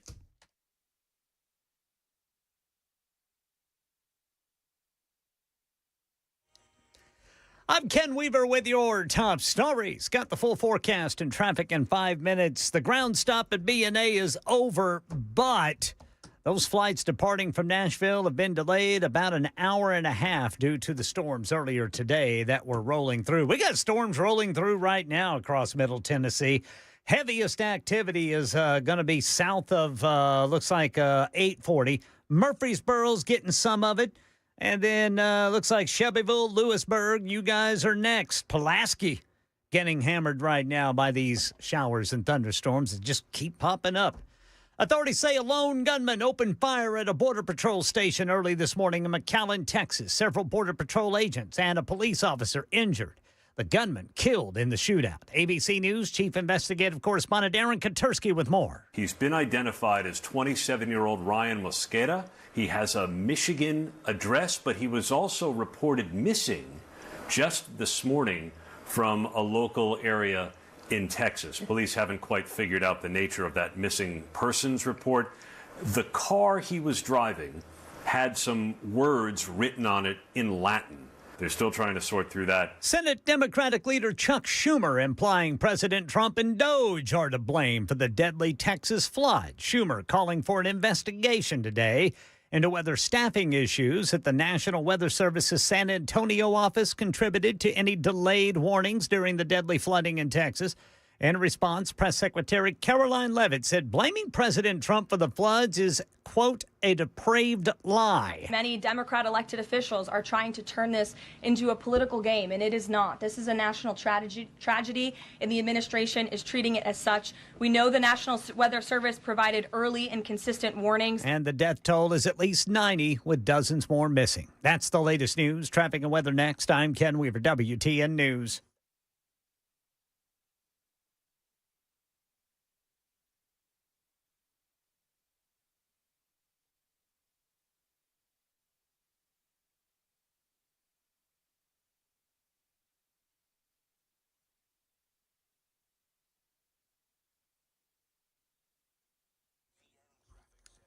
Over on the South Loop, the off-ramp left lane is blocked from 65 northbound to go eastbound on 40. In Brentwood, we got some road work. Only one lane open, Concord Road westbound past Green Hills Boulevard. Traffic every 10 minutes every morning on Supertalk 99.7 WTN.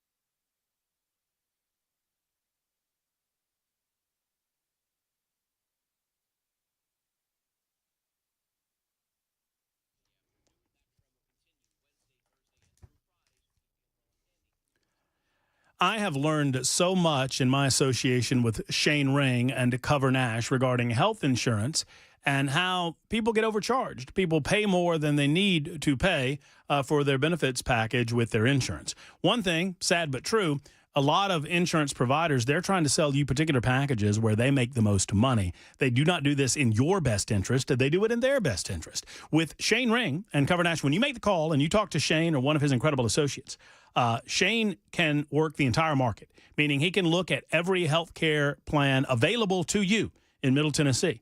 He'll sit down with you in his office in Brentwood. He'll do it over the phone, but he'll find the right one for you, asking you questions about your type of coverage that you need, and he's going to find that best price point for you. In other words, you are his customer, and he truly is your agent.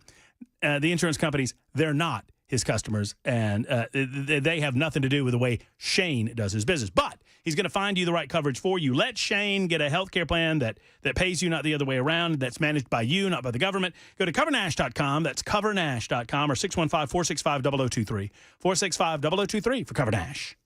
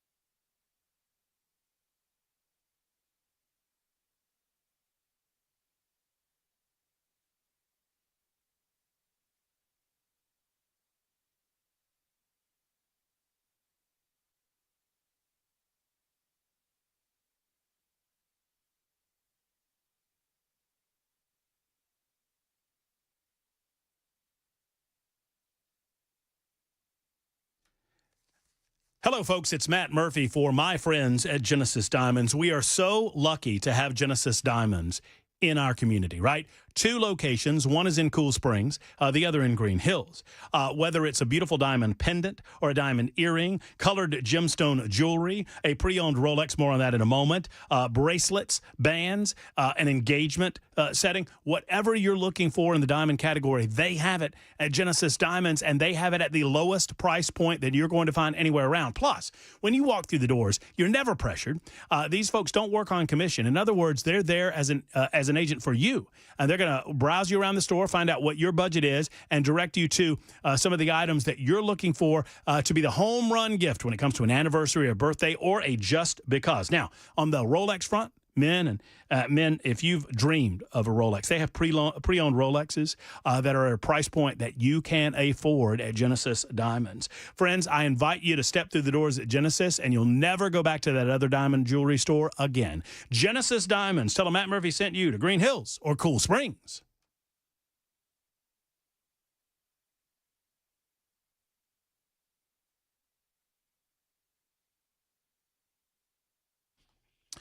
Yeah, Supertalk 99.7 WTN. Your call's coming up in about 25 minutes or so. We'll welcome in Congressman Tim Burchett, talk to him about the BBL, as it's now known, the OBBL, the One Big Beautiful Law. We'll also talk to him about FEMA funding, federal funding, and the Epstein list, or lack thereof. I will have a few things to say about that coming up in mere seconds. 615-737-9986. If you'd like to get on board via the phone lines to talk about any subject of your choosing, ask me questions. We'll play a game of getting to know Matt's new shoulder at 6:05 after Nincompoops in the News. So if you have any questions about surgery or my time off, I counted them up. I kept a list. I watched 13 movies during my time off. I would like a rating for the best one and the worst one. I think I can do that. You know what I did? I'll just give you a little preview of what we're going to do in the 6 o'clock hour, fellas. What'd you do, Brother Murphy? I watched I had not seen it. I watched the entire Daniel Craig 007 catalog. Oh, yeah? Oh, yeah. How many did he do? He did Casino Royale, Quantum of Solace, Skyfall, Spectre, and No Time to Die. 5 of them. That Skyfall was pretty good. All of them were pretty good. Spectre was a little forgettable. I can rank those two. I can't spoil anything about the 5th one because that one's newer. Have you seen them, Jackson? No. Weaver, you seen the 5th? No. Casino Royale was the best one. And, and that was the first one that he was in. But a great reboot of the old Bond. Anyway, 13. I counted them up. 13. Hot Tub Time Machine was up there. I'd never seen Hot Tub Time Machine. You'd never seen it? I'd never seen Hot Tub Time Machine. Y'all seen Hot Tub Time Machine? One of my favorites of all time. Oh, my goodness gracious. I want one of those Hot Tub Time Machines. My favorite moment in the movie is when Craig Robinson, the big black guy. Oh, I love Craig Robinson, too. And he says, and they know how stupid, I mean, they know what they're doing. They know how goofy the premise is. And he goes, it's like what we got is a hot tub time machine. And then he looks directly at the camera and goes, and just smiles like, yeah, we're doing this. They made a sequel, I believe. This. Oh, did they really? Hot Tub Time Machine. I think it was much worse. That one was pretty bad, but by bad, I mean good. Before we get into the Epstein latest, let's talk to Marshall, who's been holding on for quite some time. Marshall, God bless your patience, my friend. I appreciate it. Oh, you're welcome, Matt. Glad that you're back, and I hope your arm is feeling pretty good or getting better. And I'd like to let you know that I'd like you to keep Jackson as a producer. He's a really funny guy.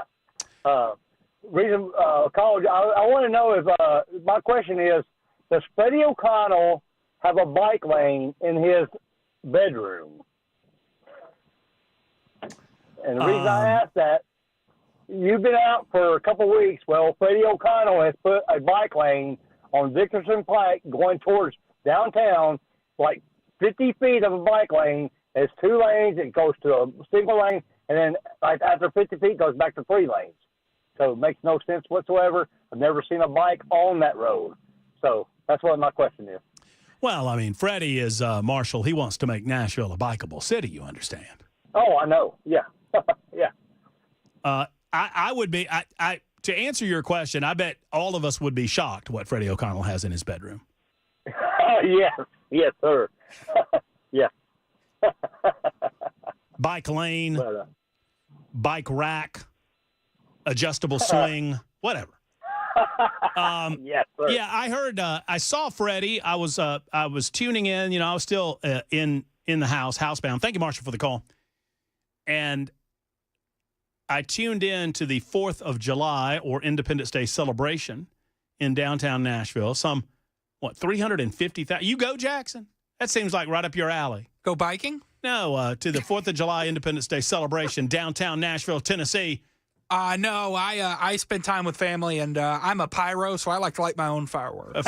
Forgive me, but I would say this about all of us, Jackson, but of the afternoon show here on Supertalk, I don't feel like we're a bicycle-friendly afternoon show. I don't like the outfits. I could see Mr. Weaver on a bike. No, the outfits are too tight. Uh-huh. You don't have to wear the outfit. Yeah, you do. Oh. Yeah. Makes you feel better. I pay good money to see you in that outfit, Jackson. A lot of Brother people Jackson. probably would. How about this? Only Bikes. Onlybikes.com. Onlybikes.com. It's just people wearing biking apparel. Oh, those little hats with the little space. No, you got to wear your helmet, Murphy. Well, I guess so. Can't crack your head open. No, the little, them little hats that they wear backwards. It's Yeah. streamlined. It's aerodynamic. And then they wear those aerodynamic helmets too. Whoosh, whoosh, get low on the bike. I used to joke about bicyclists and what I'd like to do to them on the road. I don't do that anymore because they are a very, very serious people. Yes, they are. And they'll chase you. They do not like being picked on. They do not like being joked about. They don't like it. They don't care for it, and they come after you.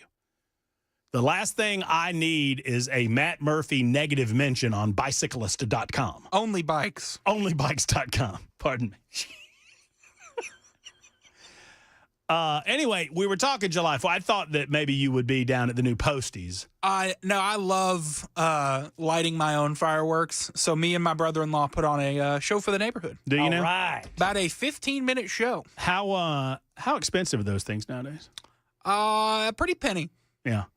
They've gone up, I've noticed, because me and my brother-in-law do this every year. Look, back in the day, you were lucky to get a couple of Roman candles, some black cats, and sparklers, right? Yeah. I mean, that's what you had. That's what the deal was. You get one of those, and oh boy, big times when it said on the package, with report. You know what that means? Goes bang. Yeah. With report. Could you order those cash on delivery?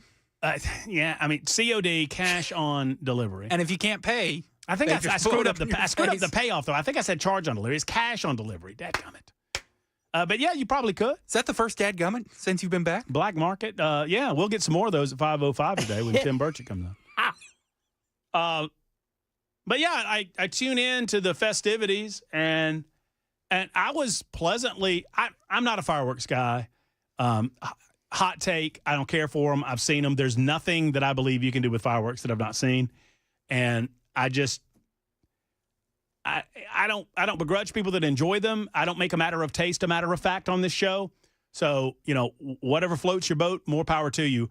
But I don't know that I would go see a fireworks show if I had to wade through 350 people, much less 350,000 people, which was the report as to how many people went downtown to watch the fireworks show. But it's a whole bunch of people. I mean, I've done New Year's Eve. I've never done 4th of July downtown. Well, you next 4th of July, you're our man on the street. How about that? But I like to light my own fireworks. We'll get. Will they let me? Can I be on the firework crew? I'll see what I can do. Yeah, pull That'd some be strings. Cool. If I could get you over on that side of the river where you can watch a foop, a foop, a foop, foop, foop, foop. I'll bike over there. Onlybikes.com. Onlybikes.com.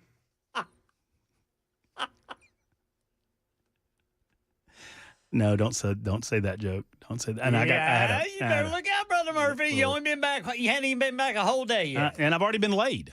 It's official. I hung it. If you're watching on Talk TV, I hung it right back there. Right during a commercial break. Yeah. And then I hung the evidence right on the TV monitor. If you can see it right behind my right shoulder, the old shoulder we call it. Freddie was on. I don't know if he was on all the. I don't know how many channels did all of the fireworks. I saw the drones. I believe that at some point drone technology will take over fireworks. That's just me, but once again, I understand why people like the booms and the screams and the yah and the ooh and the ah. I don't get off on it. I just don't. And you have to give me a reason to go into a crowd like that, and that was no reason to go into a crowd. Mandis was down there with the lovely Amy, and he said he had a wonderful time at Ascend Amphitheater. So more power to y'all. That said, Freddie made an appearance. The reason I brought it up, Freddie makes an appearance on whatever channel I was watching. And the Nick Barris, I guess it was News Channel 5 because Nick Barris was on the thing, and he said, to his credit, he said, well, look, you've been in office for a little while now. What's the best thing's been going on in your administration? And oh boy, Freddie immediately went to the transit bill. Oh, just universal approval. I think he actually said near unanimous approval or something along those lines because I perked up in my recliner. Like, what? The hell's he talking about? On his transit tax increase. So Freddie basically said to the people living in Nashville and Davidson County that all of you were all in favor of tax increases for the first half of 2025. So congratulations. Everybody loves tax increases, Brother Murphy. Don't you know that? Everybody loves their taxes going up. And look what we've gotten for it. Yeah. Potholes filled. Oh, wait. Potholes not so much. Not so much filled. But I'm sure that transit money is to go into nice bike lanes. You got that going for you. I have not seen a single person riding a bike on one of these new bike lanes. I see very, very few people riding bikes. I see a lot of scooters. I mean, they're on the scooters. But they're just in the main road. Yeah, I mean, I see the tourists on the scooters. And I'm trying to be fair. I'm trying to. I don't know. I would not ride a bike on the street in downtown Nashville? That's begging for an injury. That is a suicide mission. You see Matt Sling? You want a matching one? Yeah, exactly right. Ride a bike. Exactly right. At best, that's what you get away with. You know, those pedal taverns, they crank up around 10 o'clock in the morning. 80% of people are drunk down here. Oh, my goodness. I don't know that I can recall seeing someone on a bicycle. I don't think I've ever seen anybody on a bicycle in downtown Nashville. Well, and I've been here 10 years. Oh, but those new bike lanes, they'll get them. They'll get them. It's walkable. The city is walkable. Baby. That's what they're waiting on. They'll get them. They're waiting on those new lanes and those fancy new buses. They're going to get on the bus. You love a bus. Bring your bike on the bus. The bus is cool now. They got those little things on the front. You can bike to the bus to wherever you want to go. In your outfit. In your little fancy only bikes outfit. Take your photo shoots for your Only Bikes page. Well, I know. If y'all want to bike, that's all good. I'm glad y'all have lanes for it. I'm glad that we feel like we've got enough lanes for all of the automobiles on the road that we can spare a little for the bikes. Electric bikes are a big hit. I mean, and I love that. Electric bikes. They have electric bikes now. Yeah, you don't have to exercise. I thought that was called motorcycle. Oh, yeah, there Which you go. I'm all about. I'm also all about trying to take breaks on time. I'm trying to be better. The new shoulder demands it. And I still have not paid it off. You're going to have to wait on it. I got an answer. Well, I got kind of an answer on where my shoulder came from. We'll share it with you next on Supertalk 99.7 WTN.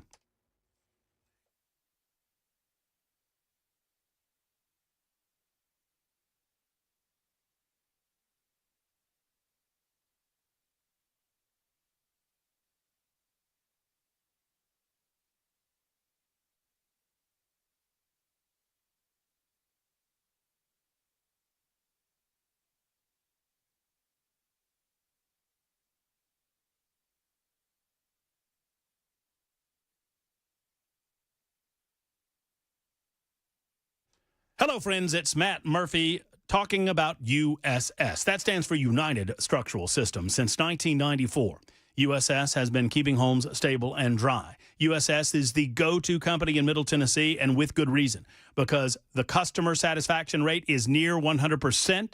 They have almost 30,000 satisfied customers that offer their testimonial to the fact that USS gets it done as inexpensively as possible and as expertly as you need. In other words, they fix what ails the foundation of your home, the waterproofing issues in your home, and that's what they do. They don't try to upsell you on anything else. They've been keeping homes stable and dry, like I say, since 1994. They guarantee their best at USS. If you don't know what's going on with your house, but you've noticed some signs, door sticking, window sticking, perhaps a musty or moldy smell in the basement or crawl space, it's time to get in contact with USS, and here's the way. 615-488-7855, 488-7855, or go to USSTN.com, USSTN.com.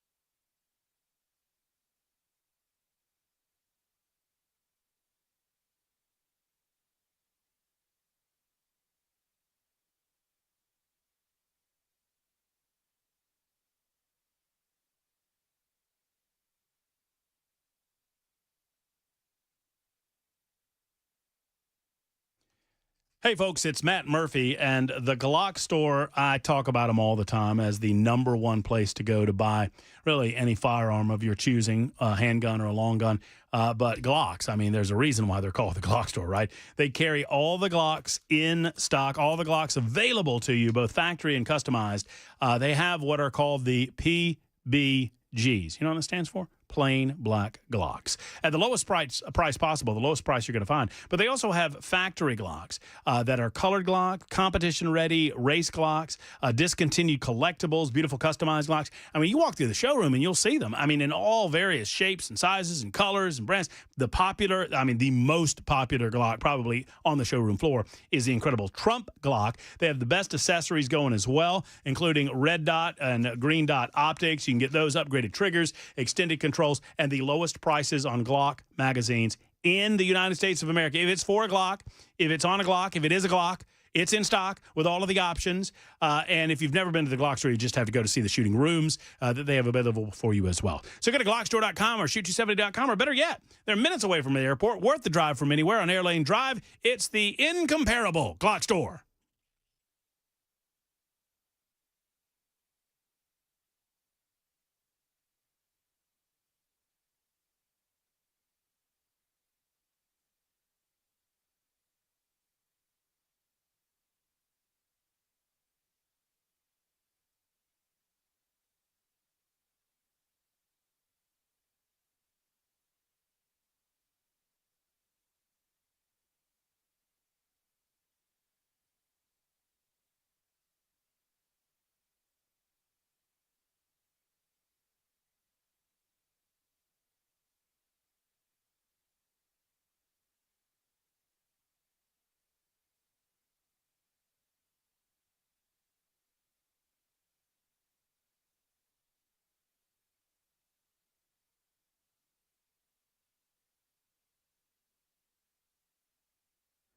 We'll tell you what we've learned about the active shooter who died in the shootout at that Border Patrol station in McAllen, Texas today. Also, officials updating the search, hopefully for survivors in the deadly Texas floods. That's coming up at 5 on Supertalk 99.7 WTN. Thank you much, Ken Weaver. 58 past the hour, 2 minutes until 5 o'clock. Supertalk 99.7 WTN.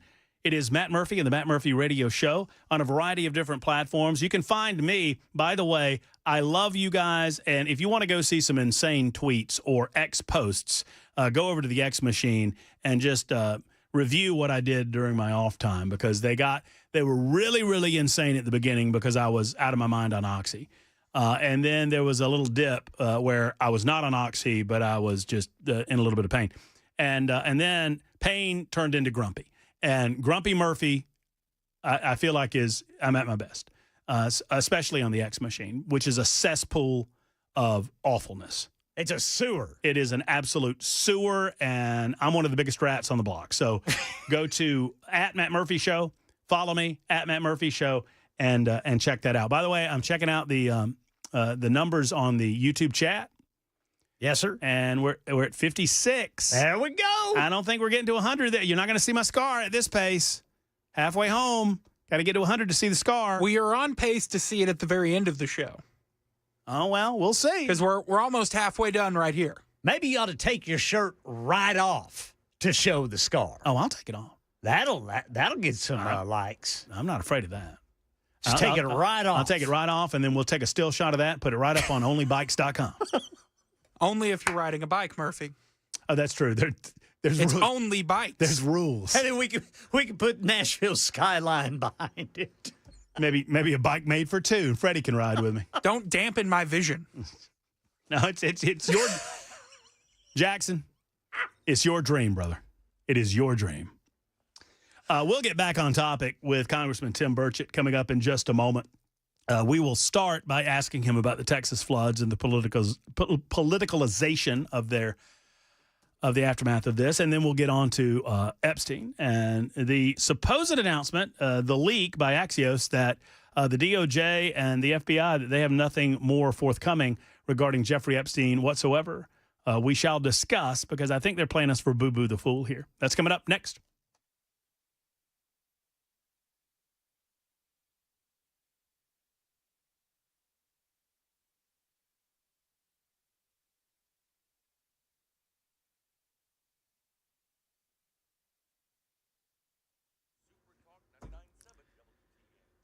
It is 5 o'clock on the dot. I'm Ken Weaver with your top stories. And again, we've had storms, so that ground stop at BNA means any flights departing Nashville since then, going to be about an hour and a half delay. Full forecast and traffic coming up in 5 minutes. Authorities say a lone gunman opened fire at a Border Patrol station early this morning in McAllen, Texas. Several agents and a McAllen police officer were hurt. The gunman killed in the ensuing shootout. ABC News Chief Investigative Correspondent Aaron Katersky has more. He's been identified as 27-year-old Ryan Mosqueda. He has a Michigan address, but he was also reported missing just this morning from a local area in Texas. Police haven't quite figured out the nature of that missing persons report. The car he was driving had some words written on it in Latin. They're still trying to sort through that. Officials in Texas say search and rescue efforts still underway 3 days after that flash flood devastating communities along the Guadalupe River. Kerrville, Texas City Manager Dalton Rice said volunteers still needed. From Hunt all the way to Comal County in a straight line distance is over 100 kilometers. This is a massive field. Yeah, 100 kilometers is 62 miles. And we're hearing from a first responder being held as a hero during the deadly flooding. Had about 200 kids mostly. All scared, terrified, cold. Coast Guard rescuer swimmer Scott Ruskin is credited with rescuing them all. The real heroes, I think, were the kids on the ground. Like, those guys are heroic, and, you know, they were dealing with some of the worst times of their lives, and they were staying strong, and that helped inspire me to kind of get in there and help them out. So the death toll is at least 90, dozens more missing. And rescues underway in North Carolina as the remnants of Tropical Depression Chantal trigger life-threatening flooding there. Chapel Hill Fire Department and neighboring agencies say they rescued more than 50 people from water as of this morning. Kilmar Abrego Garcia update. His lawyer trying to get him released, and the case moved to Maryland, where his lawyer says a federal judge today ordered the Justice Department to explain their intentions if Garcia is released from custody here in Nashville. Thursday afternoon, a Department of Homeland Security official is going to have to come before this court and answer questions and tell the court what the actual plan is for Mr. Abrego Garcia. That's the latest news. Traffic and weather next. I'm Ken Weaver, WTN News.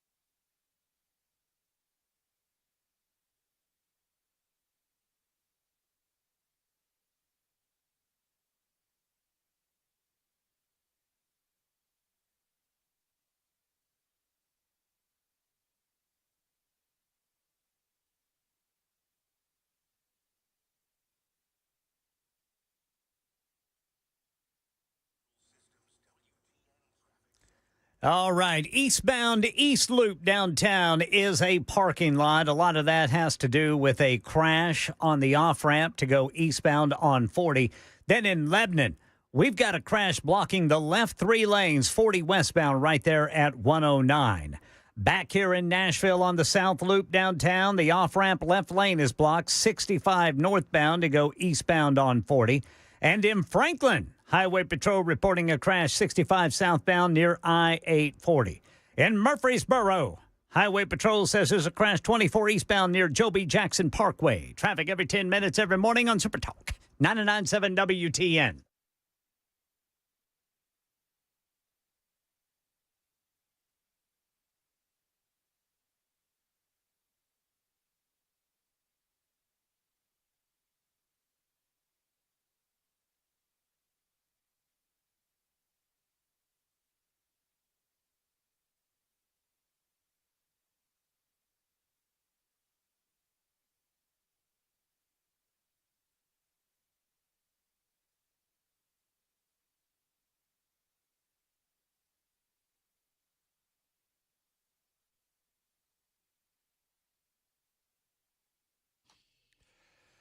All right, here we are. Here we go. Hour number 3, Matt Murphy Show. Is that right? Yeah, 1, 2, 3.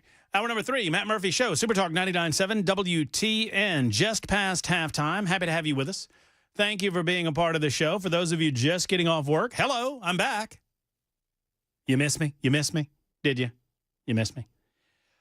For the last 2 weeks, I have been convalescing, repairing my shoulder through rest and rehabilitation. We got a new shoulder on the 23rd of June. And as I did at the beginning of the show, I want to do it now because so many new listeners in the radio audience, in the audience on Spotify and iHeart, TuneIn, our app at Supertalk 99.7 WTN, and then, of course, the TV side of things. Thank you so much for your kind wishes.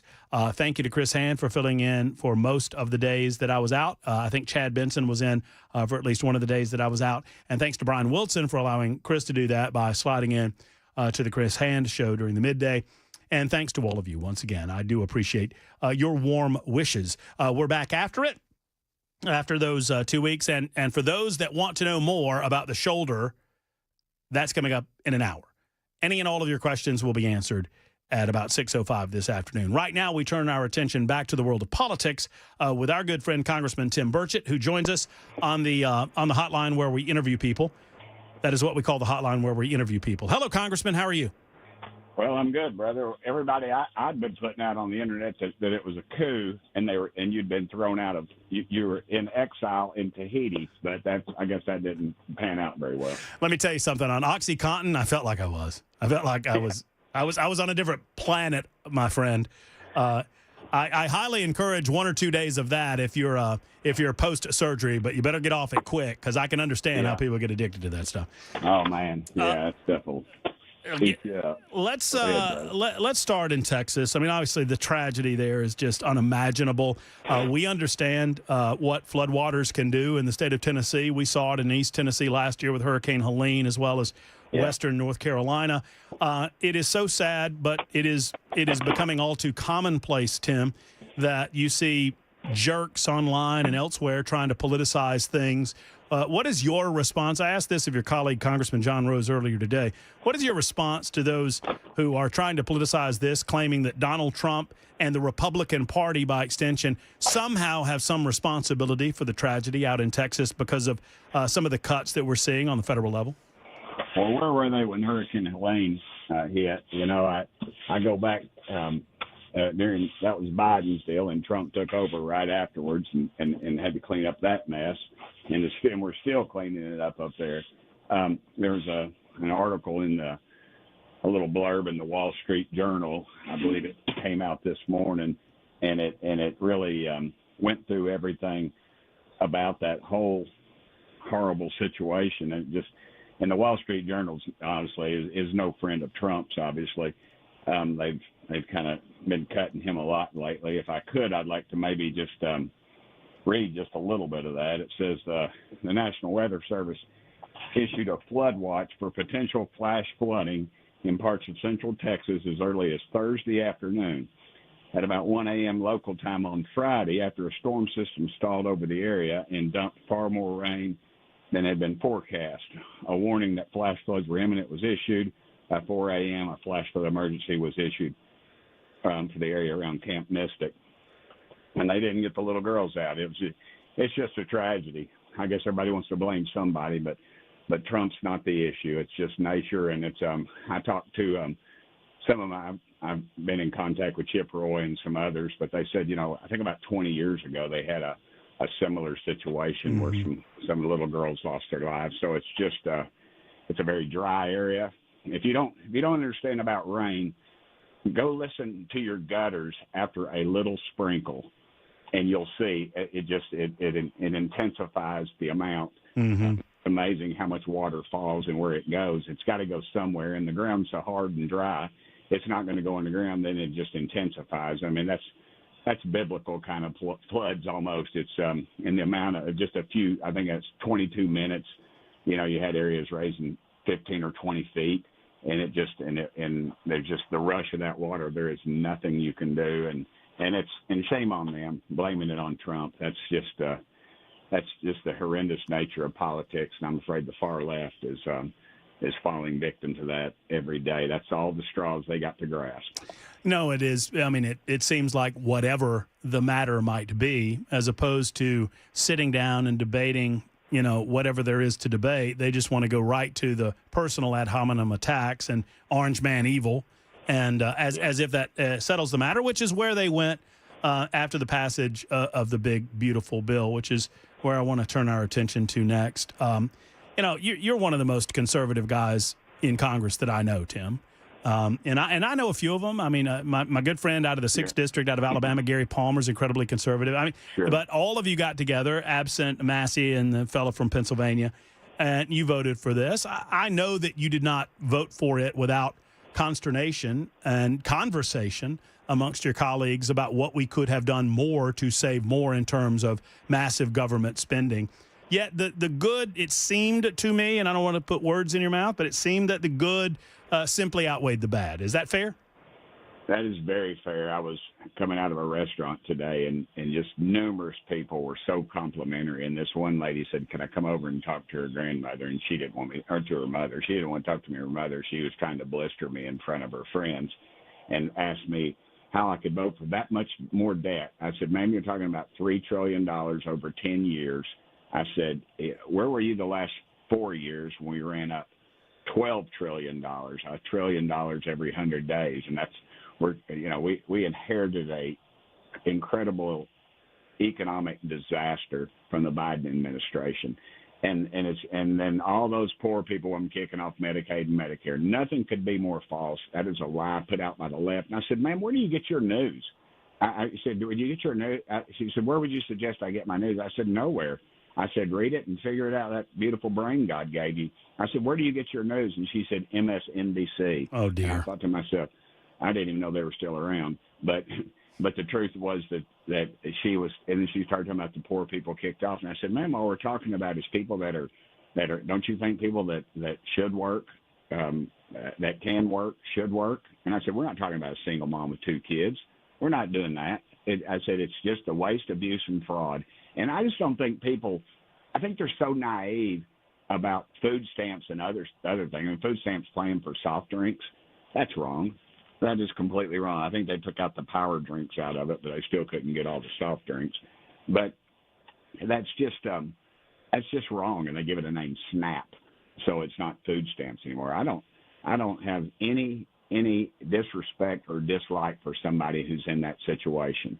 But I tell you what I don't like is when I see people dancing around on the internet about how much money they're getting of yours and my money. That makes me angry. That makes me very angry when they should be out getting a dadgum job, and they just teach their kids that generational knowledge of ripping off the government and acting like they're entitled, and they will never come out of it. They will never come out of it.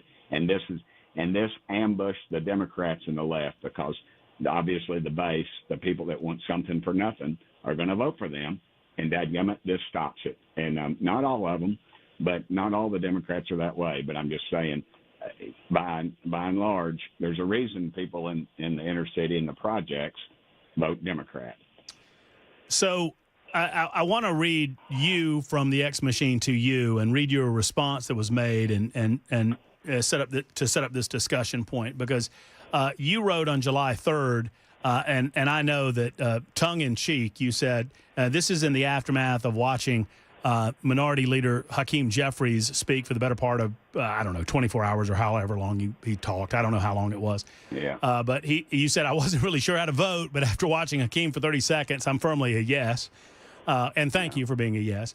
And Gloria Johnson, who I suppose represents parts of Knoxville over your way and in your district, said, so by his own words, Tim didn't consider the 30,000 people in his district losing health care or the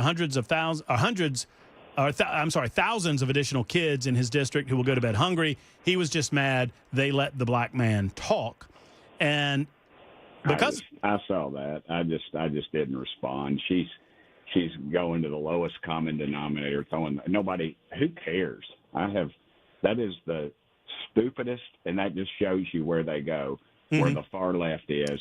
They've abandoned the middle class, the labor union people, and frankly, a lot of the inner city folks with that kind of garbage, because it doesn't serve anybody.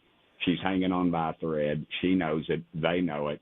All they're trying to do is sacrifice their middle-of-the-road Democrats because they got to have that far-left vote. And if they don't get that, their numbers will drop considerably, and they know it. Republican Party congressmen now, our approval rating is higher than it's been in a long time, maybe since Reagan. I don't know, because I was blasting everybody on Fox the other night, and the speaker sent me a new poll.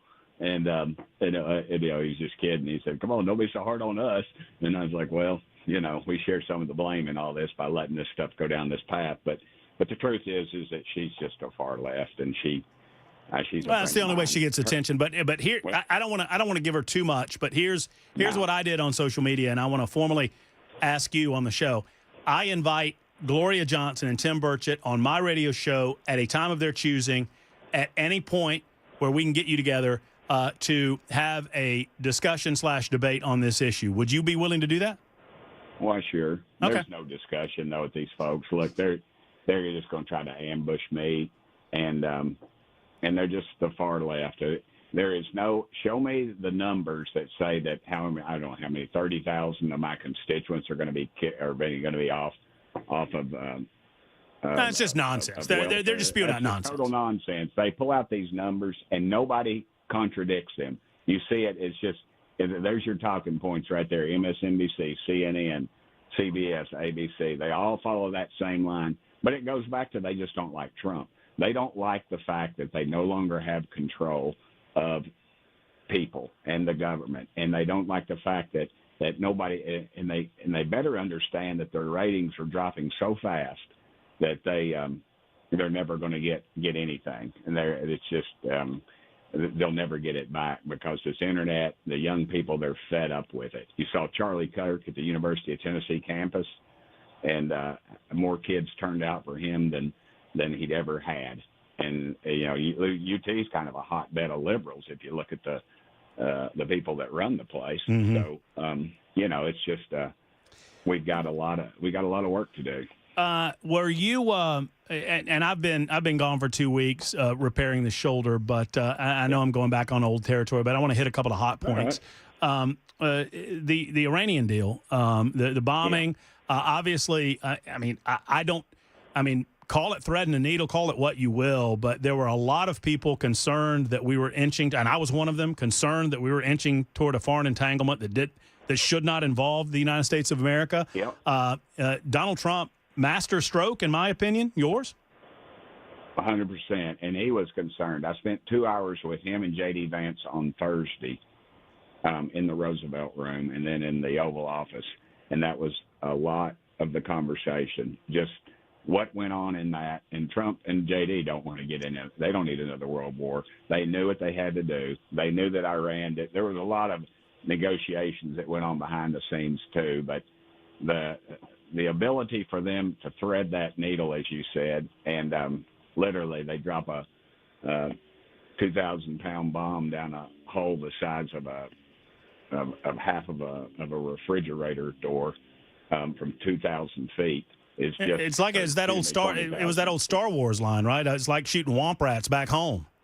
Yeah, well, it was something. It was something because that thing was I mean, can't talk about all of it because it was the president talking and stuff, but it was a very animated discussion and description of what went down on that. But that's why Trump did it. He didn't want World War III, and he couldn't go to the American public and have the Democrats try to stall it or worse, alert the enemy, which is what they would have done. And so he had to do what a leader does, and he's done it. And every time he does it, he just is. He's masterful. He has not lost one yet. If you look at everything that he's done with the economy or the tariffs and all these things and the money that's coming in from that, he's hard to beat. And this was the top of the deal. I've met in a, I guess you call it secure briefing on the bombing and all that, and it wasn't just a couple of planes flying over. I mean, there was submarines involvement. And what you didn't hear, and I suspect, nobody's told me this, so I'm allowed to speculate, but I suspect we had somebody on the ground that was pinpointing where this stuff was going. And so it's just we've got incredible intelligence, and I'm just glad Trump's in the White House. Amen. All right, final point of conversation for me in the few minutes that we have left. Axios has brought out what it calls a leaked memorandum concerning the Epstein files. Do you believe it's credible? I haven't seen it, but we're not being told everything about the Epstein files. What I think happened was the reason they can't release anything is because they don't have anything. I think the Biden administration grabbed that stuff and they disposed of it. I think that is my honest opinion. When they walked out of there with files and they said, we've got this, we've got that, and Gazine or whatever, Maxwell, she goes to jail, but where are the clients? Why aren't they in jail? That is an incredible crime that is punishable for life imprisonment and in Tennessee now. Thank goodness for the Tennessee legislature. It's you can get the needle for it, and you should get the electric chair or what have you. So that's a cover up, and it's unfortunately I don't think we've got the goods. It would make me and look, I'm not trying to pick nits, but it would make me more comfortable if Kash Patel and or Pam Bondi came out, held a press conference, and said exactly what you just said. That would make me feel better about it. The problem is, I don't know. I mean, if it's destroyed, and you've got one or two people that were in charge of it, then I don't know that they've got anything. I mean, I don't know what they could say other than just what I think happened. Because if there's no evidence, if the stuff's burned up or destroyed in some manner, there's no coming back from it. It's just like the cocaine in the White House. We're down to 200 suspects, and we're calling the investigation off. And it's gone. I went by that little locker area just. Did you give a little sniff? You give a little sniff when you walked by? No, I just told them. I said it's funny. That's the only place in the whole dadgum White House that they're hitting a camera. Well, that's right. That's right. Anyway, you would think I'm glad you're back, brother. I'm glad you're back on thank you, there. Tim. Had some great help, though. Well, I know it. I know we do, and thank you for everything you do for the state of Tennessee and for the United States of America. We'll talk to you again very soon, friend. Brother, thank y'all for letting me do it, and please pray for those poor folks in Texas. I can't imagine losing your baby like that. That's horrendous, and the people and the first responders. We will. Thank you, Tim. We will. Take care. There's Tim Burchett, Congressman. Tim Burchett, God bless him for everything that he does for the state of Tennessee. It's 25 after the hour on Supertalk.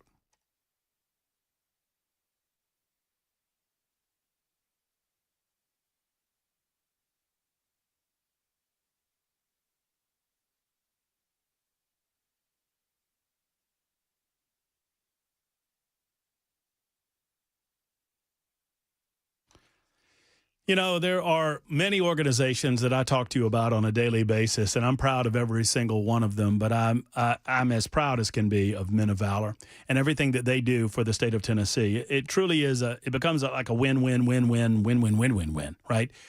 Because Men of Valor goes into the prison systems where hearts are just torn apart, where criminal behavior is rampant, where the criminal mindset is rampant, and they bring men to lives of of God. I mean, they truly do bring God into the prison system where it's needed most, and through volunteerism, through discipleship, through counseling, through a variety of Bible study type activities within the prison systems, they turn men around, and they take what are ultimately takers in society, and they turn them into givers. That's what Men of Valor is all about.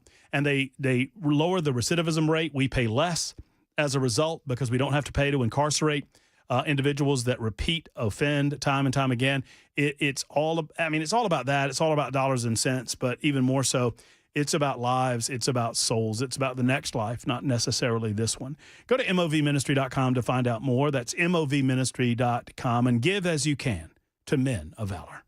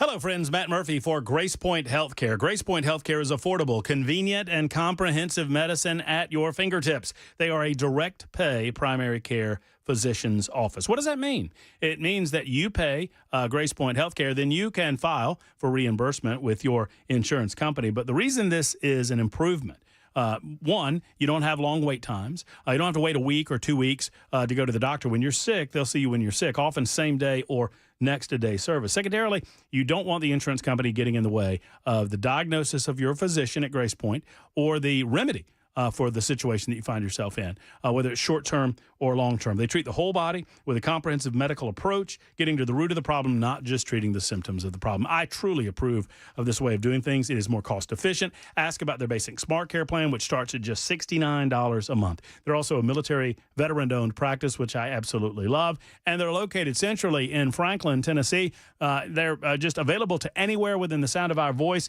Do yourself a favor and schedule an appointment with Grace Point. 599-6868. 599-6868. Grace Point Healthcare, modern medicine delivered the old-fashioned way.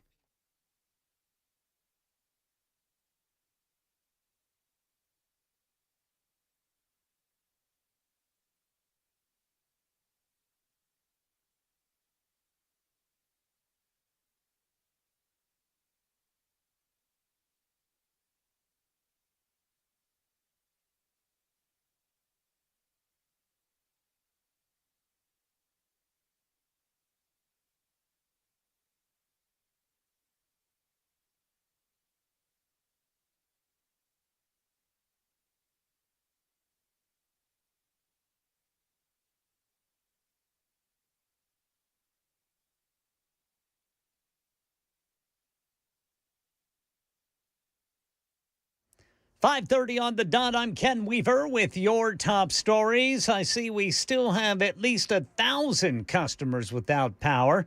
This after today's storms. Nashville Electric Service trying to restore that power as soon as possible. Got the full forecast and traffic coming up in 5 minutes.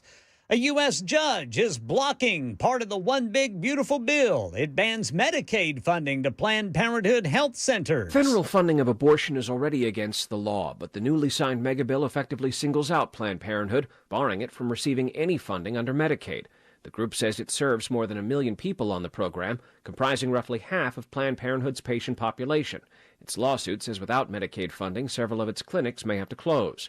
The suit alleges the new law's provision violates the Constitution in multiple ways, including by serving as a bill of attainder, a law that metes out punishment without a trial.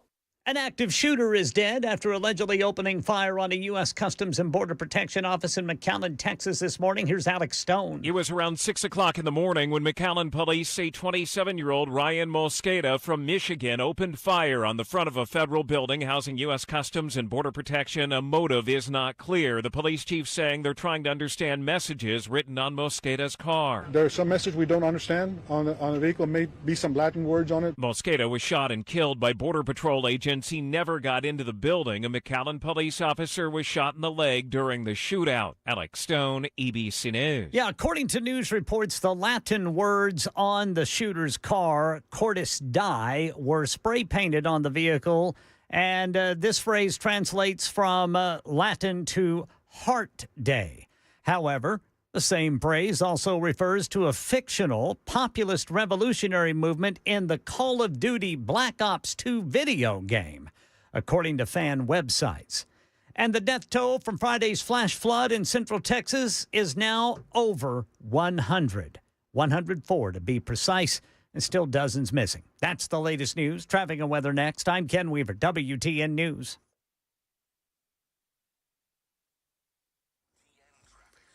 All right, that East Loop going eastbound downtown still backed up because we have road work. The off-ramp left lane is blocked to go eastbound on 40. In Whites Creek, got a crash reported 24 westbound before Old Hickory Boulevard. And in Lebanon, overturned vehicle blocking the left 3 lanes, 40 westbound right there at 109. And in White House, crash reported 65 northbound before Bethel Road. In Nashville, got a car fire on ramp, right shoulder block, 65 northbound from Rosa Parks Boulevard. Traffic every 10 minutes every morning on Supertalk 99.7 WTN.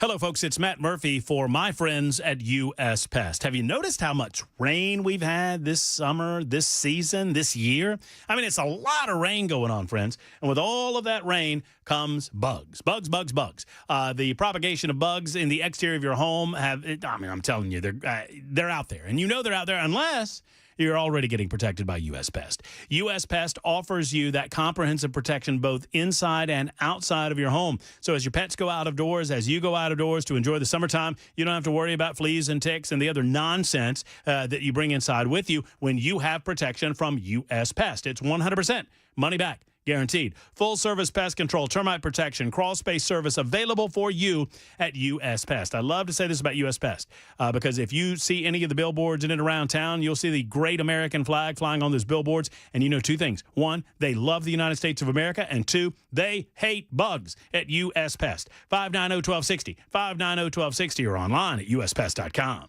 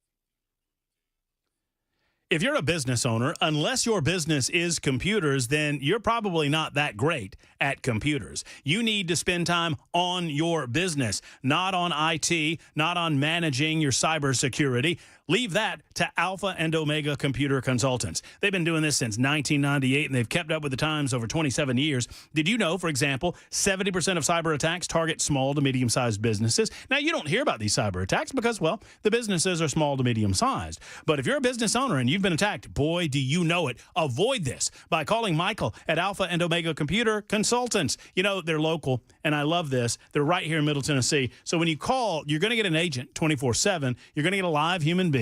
Not some automated IT or rather I should say AI response. And you're not getting somebody overseas either. They deliver solutions grounded in industry best practices and proven methods. 24 hours a day, 7 days a week. They provide support for you. Emergency services, obviously, always available. Alpha and Omega allow them to handle all of your IT and computer needs. Call 615-784-0096. 784-0096 or go to a&o.net. That's a&o.net.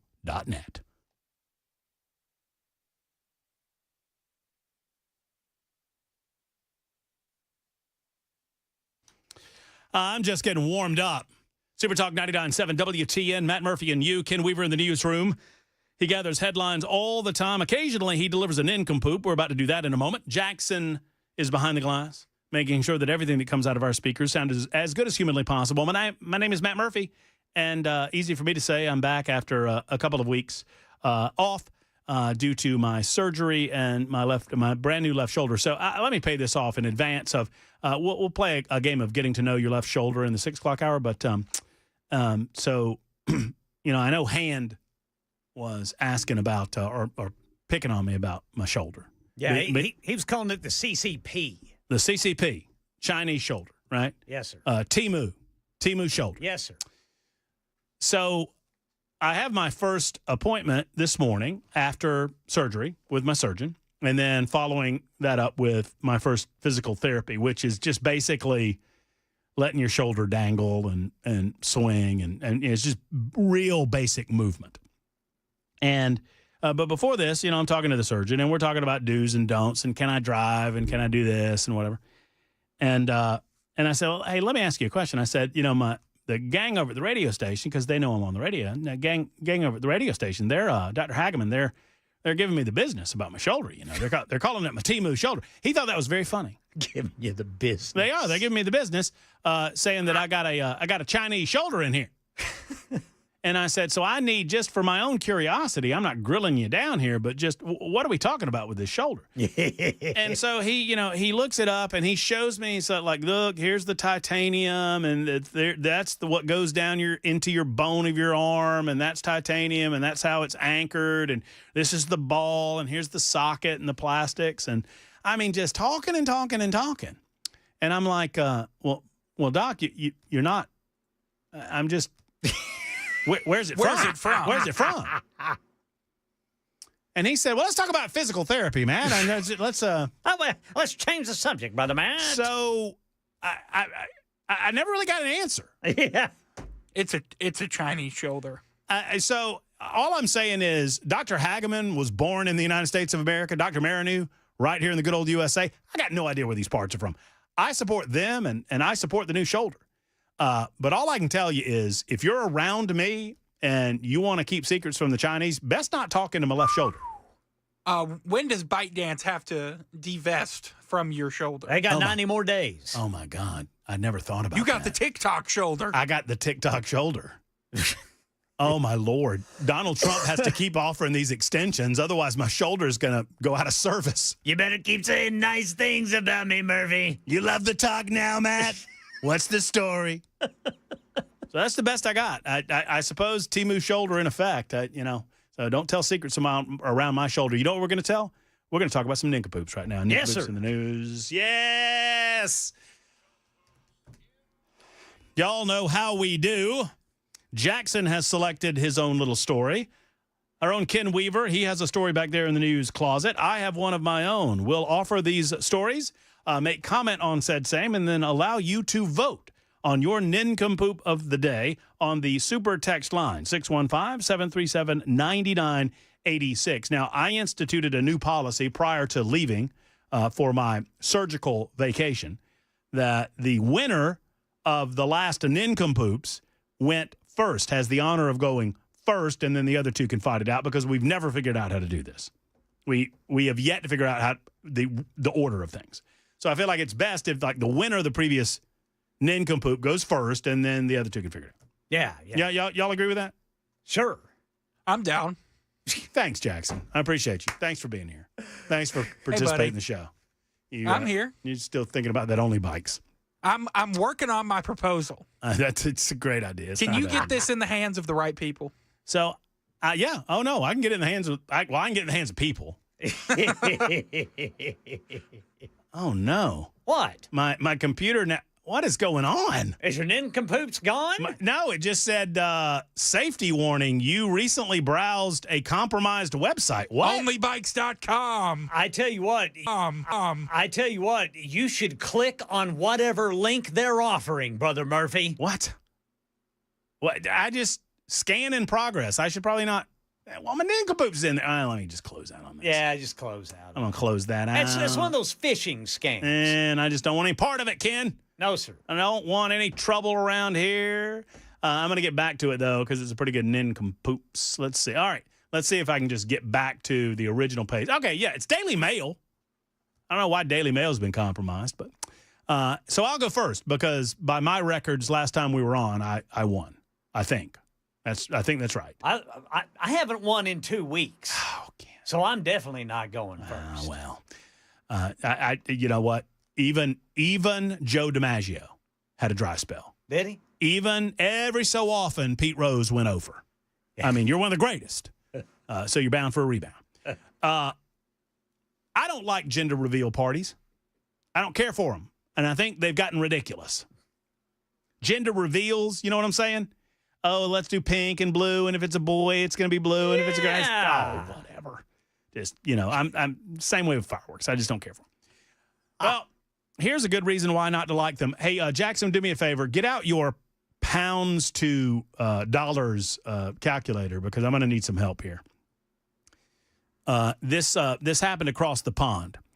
A holiday home was trashed when a gender reveal booking turned into a 200-plus person drunken rampage.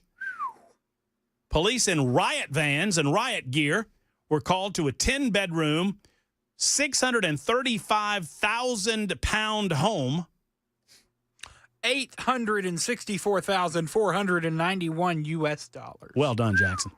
Keep that out. You'll need it in just a minute. In the quiet village of Norden, Greater Manchester, after the revelers from as far as London turned up. More than 200 people filled the streets and parked over local residents' driveways with, quote, minibus after minibus arriving every 15 minutes. Matt Genesis, 33, said he was duped into agreeing to rent the home via Airbnb out to a group of 8 people who booked it for a gender reveal party. He was then alerted to the chaos by upset neighbors, but when he tried to log into the property's external security cameras to witness for himself, he found that they had been disconnected. The Airbnb went for £450 per night. 600-ish? $600? 600-ish? 612. There we go. The disaster caused 2,000 pounds worth of damage. That's a ton of damage. Worth of broken furniture, lamps smashed on the floor. How much is that? $2,723. It has been likened to films based on real-life events. The property, which previously underwent a 200,000-pound renovation, that's a lot of money. You don't have to do the math on that. Includes a hot tub, pool tables. It took a staff of 4 people 12 hours to clean up following the party, and the damage yet to have been paid for. Genesis revealed that he was first alerted by noise complaints from neighbors. After arriving to the home, he was shocked to find almost 200 people filling the streets. He couldn't even get into his own home. Mr. Genesis, the company which owns the property, who is a director of the company that owns the property, said minibus after minibus was turning up, one every 15 minutes, full of 8 to 10 people walking in. It was, quote, out of control. I say that every single person that attended this party, nincompoops all. That's what I say. Mr. Jackson? You want me to go, Brother Jackson? I've actually got mine, Ken. I found one. Murphy, your nincompoop was originally my nincompoop. That was the one I was going to go with. I thought it was a great one. What, yes, this party? The Daily Mail. Oh, man. But hate to steal your nincompoop there, Jackson. I found a backup out of Fort Lauderdale, Florida. Naked man pulled out of Fort Lauderdale pool by police after refusing to leave. The residents of a Fort Lauderdale home had to call police after a naked stranger went for a swim in their pool and refused to get out. Fort Lauderdale police units responded to the residents after the homeowner said the man just appeared in the pool in his birthday suit and refused to leave last Wednesday. Officers were forced to pull the nude man out of the pool. It was like 8 policemen surrounding him. He was right in the middle of the pool, acting strange, said Javier Cavero, the homeowner. I don't see a problem with what the dude did. I mean, a naked stranger in somebody else's pool. I like the I like in broad daylight. I like that's a strong. That's well played. I think. I mean, yeah, like hey, dude, we don't know you and you're naked. Might want to get out. And the response is, no. I do respect. Like you're making the cops come get you. Yeah, I'm good. I'm good. No, you're gonna have to bring something stronger to the hole than just get out. What seems to be the problem, officer? How you doing this evening? How's it hanging? What's up, bro? Sorry, it's a little cold in here. Shrinkage. Ain't no need to get out that taser, bro. Don't tase me, Don't tase me, bro. A tase in a pool is lethal. Oh, man, I bet. That could get nasty quick. Soiled yourself and the pool. Mr. Weaver? Yes, sir. You're an nincompoop. All right, this is from across the pond, too, boys. Family ran fake dental clinic for 2 years using online tutorial. Yes. What? Oh, God. Wait. So read that again. What? Family ran fake dental clinic for 2 years using an online tutorial. The operation, the 22-year-old son acted as the dentist, reportedly learning procedures from the internet, including root canals and extractions. Holy crap. His 50-year-old mother, who is a nurse, assisted with administering anesthesia and providing dental materials. Now, here's the part that I've got questions about. The 44-year-old father made prosthetic devices. They operated for 2 years, treating dozens of patients and earning roughly $185,000. I mean, this is in check money. I guess check money is called the Karuna. They made 4 million Czech Karuna, which equates to $185,000 US dollars. Man. The illegal clinic was discovered after a patient experienced complications and sought advice from a licensed dentist. The family was charged with illegal business activities, attempted bodily harm, theft, and money laundering. They've all pleaded guilty, and they face potential prison time. Yeah, we did it. Of up to 8 years. It's like the dentist. Have you guys ever seen Suits?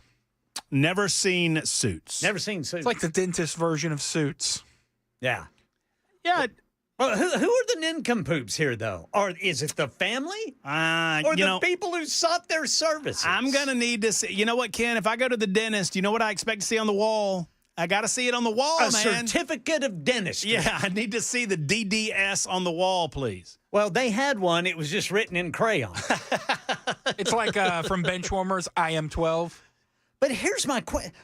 What prosthetic device was the father making? I mean, fake teeth, crowns, I guess. I guess. My grandpa used to have one of those bridges. Yeah. You know, one of those. I guess. I mean, fake teeth, Ken. I want to know, and what made them come to the decision to do this?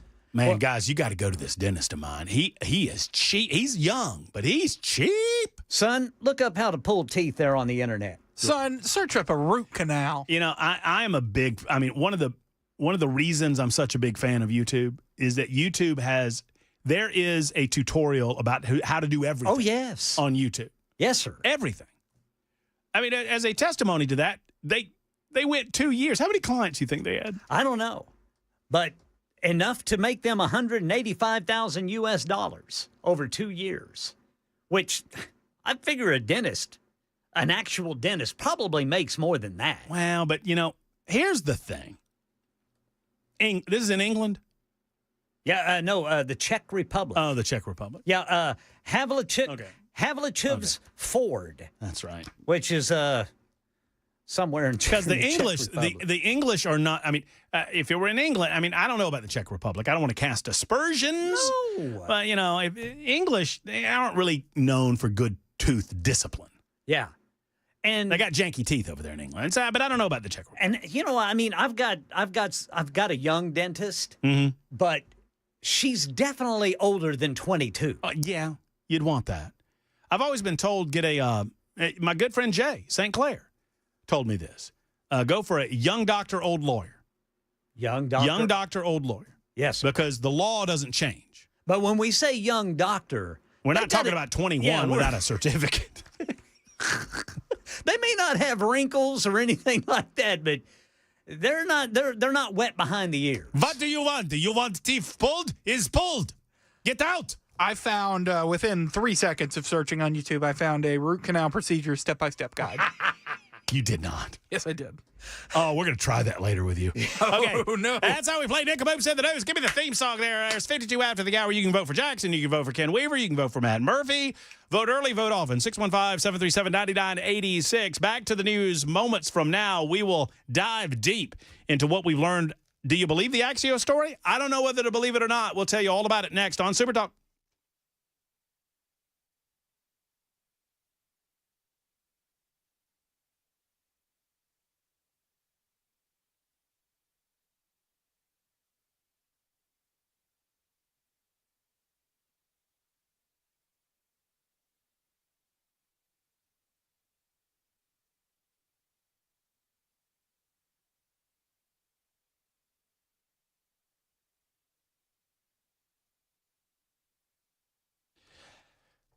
Guys, when you reach a certain age, sometimes you start feeling tired. You feel like you've lost a step or two. And, I get that some of that comes with age. But if you're feeling lower energy and it's decreasing at a rapid rate, the possibility exists that your T levels could be going down. It does not have to be this way. Low energy and, shall we say, performance issues are not inevitable. Solutions exist with the Tennessee Men's Clinic. The difference? No guesswork and no gimmicks. Real science and effective treatment. Beware the online fixes, folks. I can't say this enough. Generic pills, overpriced, ineffective. Oftentimes, they don't work at all.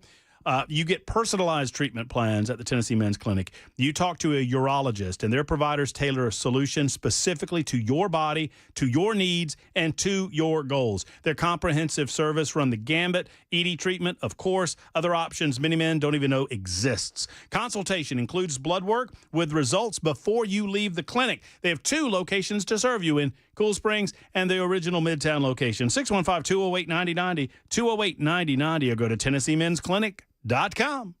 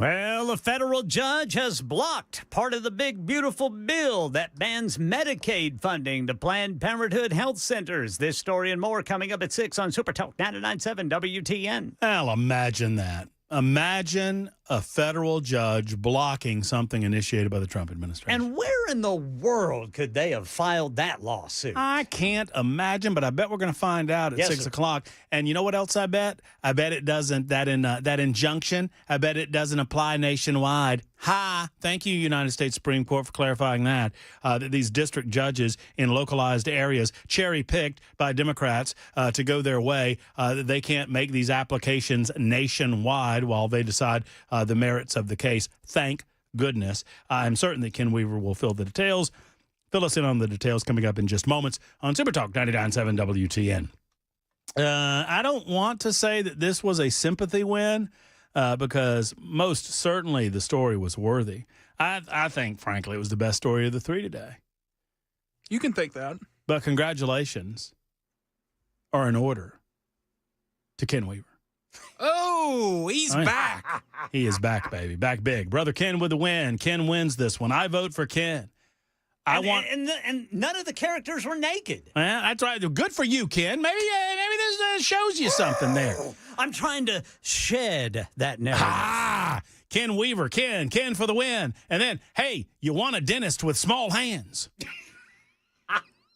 Okay.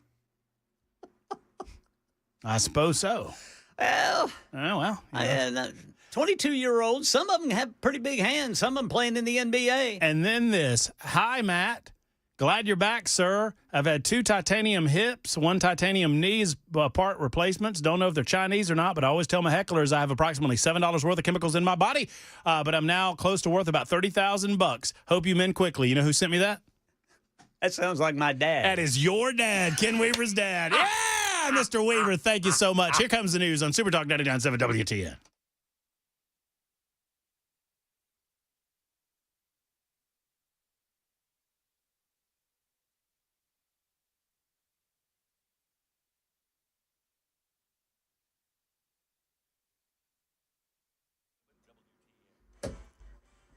Six o'clock on the dot. I'm Ken Weaver with your top stories, and the outage map shows there are still 317 Nashvillians without electricity from this afternoon storms.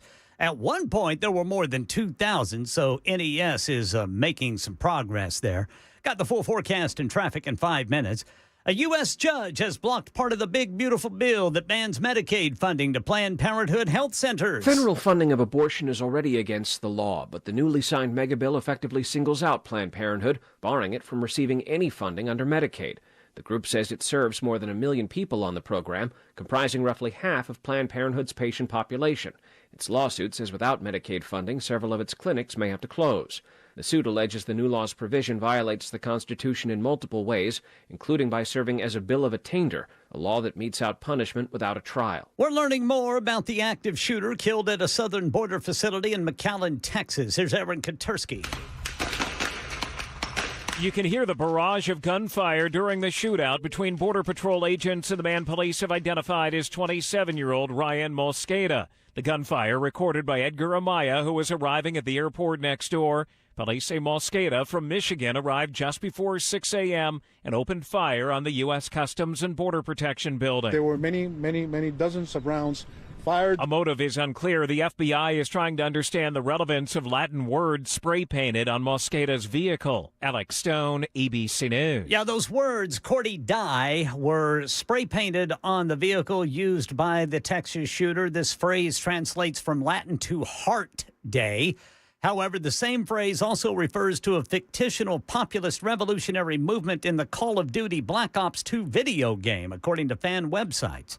Central Texans feeling support from around the world as they search for survivors and mourn at least 100 people who died in Friday's flash flood ABC's Jim Ryan says they're also seeing the dark side of human nature. Along with the emails, phone calls, and offers of financial help, city leaders here in Kerrville, Texas, are getting a different kind of communication. We're dealing with scammers. Victims' families are being reached out to you saying that they have their kids, pay me money. It's heartbreaking. It's absolutely heartbreaking. Kerrville City Manager Dalton Rice, the search and rescue operation now stretches across 62 miles in Kerr County alone. Jim Ryan, ABC News, Kerrville. Rescues underway in North Carolina as the remnants of tropical depression Chantal trigger life-threatening flooding there. I was sleeping, and the neighbor called me and told me to get up, that we were flooding. Now, Chapel Hill Fire Department and neighboring agencies say they rescued more than 50 people from the water as of this morning. And that's the latest news. Traffic and weather next. I'm Ken Weaver, WTN News.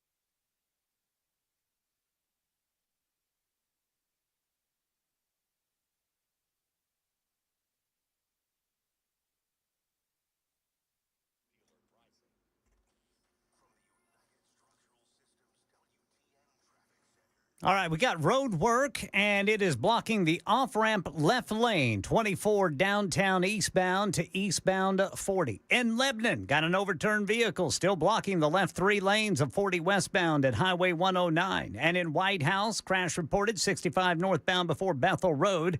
In Sumner County, got a crash blocking the left lane, Vietnam Veterans Boulevard eastbound just past Gallatin Pike. Traffic every 10 minutes every morning on Supertalk 99.7 WTN.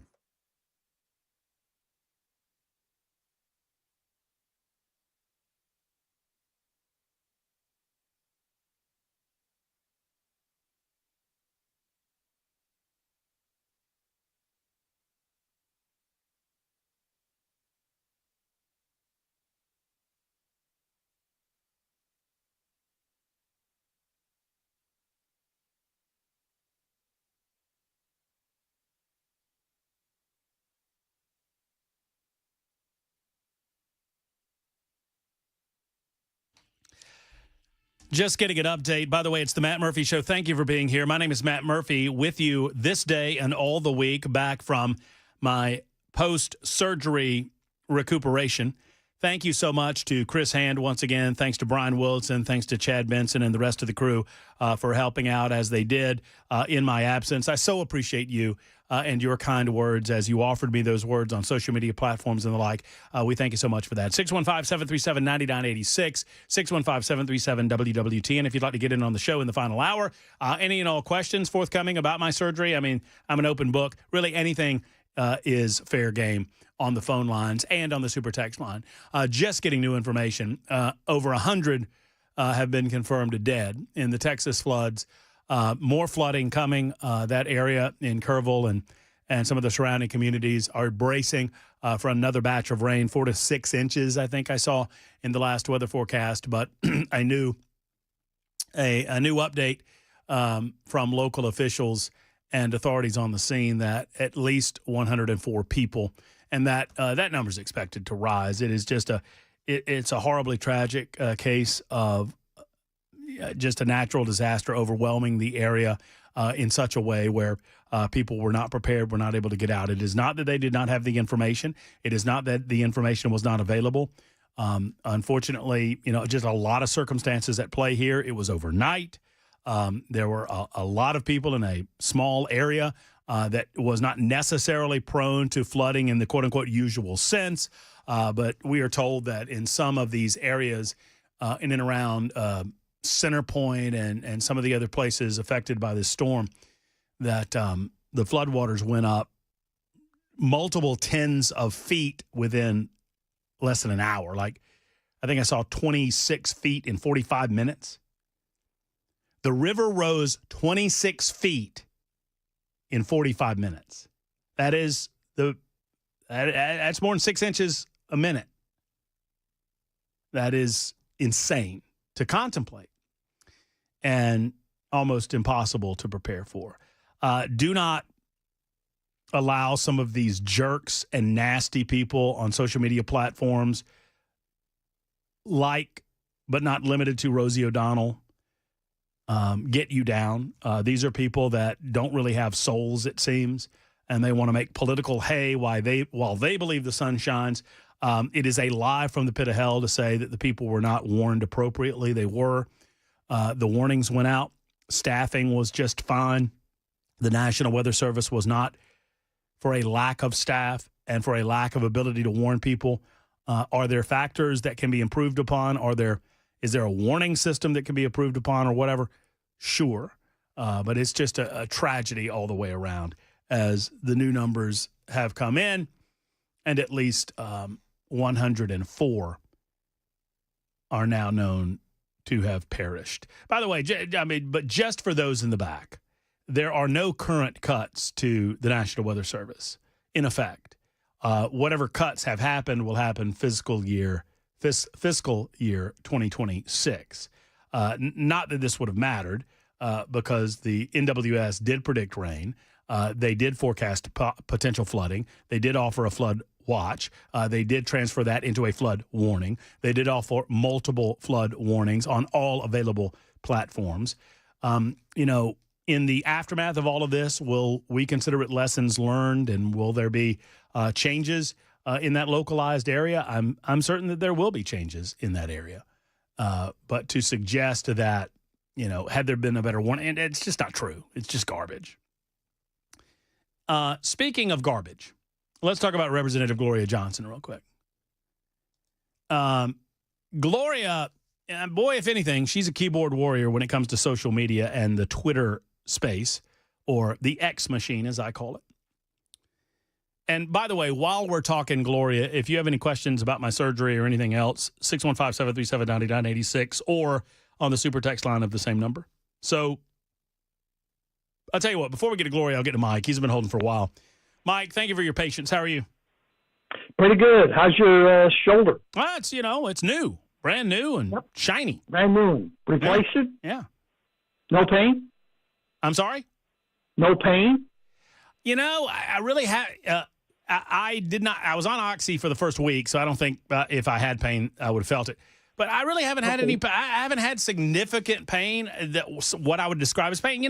Maybe I move a little weird and there's a little bit of pain, discomfort. Yeah, an inability to get comfortable, but for the most part, relatively pain-free so far, Mike. Thanks for asking. Well, good. I appreciate it. You know what? Good for you. I hope it works because I want to get back to you on my stem cell because I told you I would. Yes, sir. My lower back is doing a lot better. Yes, my sir. right shoulder is not. So I'm still kind of waiting on that. So it's a wait-and-see process with what you and I discussed weeks ago on you're going on the knife and me going under stem cell. Mm-hmm. But what I wanted to actually talk to you about is the America Party. I want you to think back to Ross Perot. How old were you then when Ross Perot decided to run against Bill Clinton and defeated him in 92 and 96 to make sure that the Republican did not get elected? And now that Elon Musk is now saying he's going to start this new party, the America Party, because he hates Trump, Elon Musk only needs not 18% or 12% like Ross Perot got. All he needs, Elon, is 2 or 3% to defeat the House and the Senate and deliver Trump a major loss next year. So, because 2 or 3% are going to vote for this America Party because they're fed up with all the spending and stuff. Elon knows that. Elon has got a big hammer on Trump. And what I'm saying now is Trump and Elon better just mend their fences, get back together. We're on the same page. Let's just do the right thing. We got the bill passed. Not a good bill, but at least it's starting the trend for the kids in the right direction. Help us out in the midterms. Let's get the majority increase in the House and Senate next year with Elon's help and Trump doing it too. And let's just stop these Democrats. You know, this Texas thing just pisses me off. It's Trump's fault. It's all Trump's fault. You know, I'm sick of this. So this America First, though, or America Party, could hurt this country. Because you look back, go back in history with, you know the guy, Ross Perot. He killed the Republican Party in 2 times, making Bill Clinton president twice, and Bill Clinton never had the majority vote in both of his elections. All right, so, you know, I thought, is my memory failing me? What, Perot didn't run in 88? He ran in 92 and 96? 92. I know he ran in 92. For some reason, I thought it was 88, 92, not 92, 96. 96. That was against Bob Dole? He ran against George Bush. He ran against George Bush in 92. Then he ran against Bob Dole in 96. Right. In 92, he got 18% of the vote. In 96, he killed Bob Dole with only I got my years wrong. I couldn't remember the years. So yeah, and Bill Clinton got elected. Bill Clinton got elected twice. Yeah, without a majority vote. Yeah, I know, I get it. But here's what I would say. I understand the complications that come with a third party. I understand that the fear is that that any third party vote, I've been hearing all about it because I classify myself, I'm not a member of the Republican Party. I believe in the American people and the American system of government, and I'm not a member of the Libertarian Party either, but I would classify myself more of a libertarian than anything. But for the most part, Mike, I vote Republican. Now, you know, like for example, I'm on record as saying that if we closed the primary system and made it a closed primary as opposed to an open primary, it would preclude I wouldn't be against it, but it would preclude my ability to vote in the primary because I'm not going to join the Republican Party. That said, I mostly vote Republican. So I can understand why the two parties like the two-party system. I can understand why they don't want any sort of third party gumming up the works. But if you do your job and present yourself the best of your ability to the American people with values that represent what they believe in, then you're going to win anyway, aren't you? Political reality says the American people want something for nothing. And any candidate that comes along and says, I'm going to give you something for nothing, you're going to vote for it.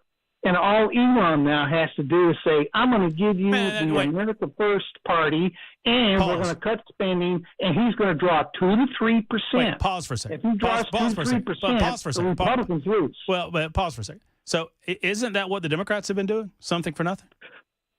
Exactly. But the fact of the matter is that they depend on the American people being stupid. And like, look at New York. Look at New York. They're supposed to be the most sophisticated city in the world. Who do they elect?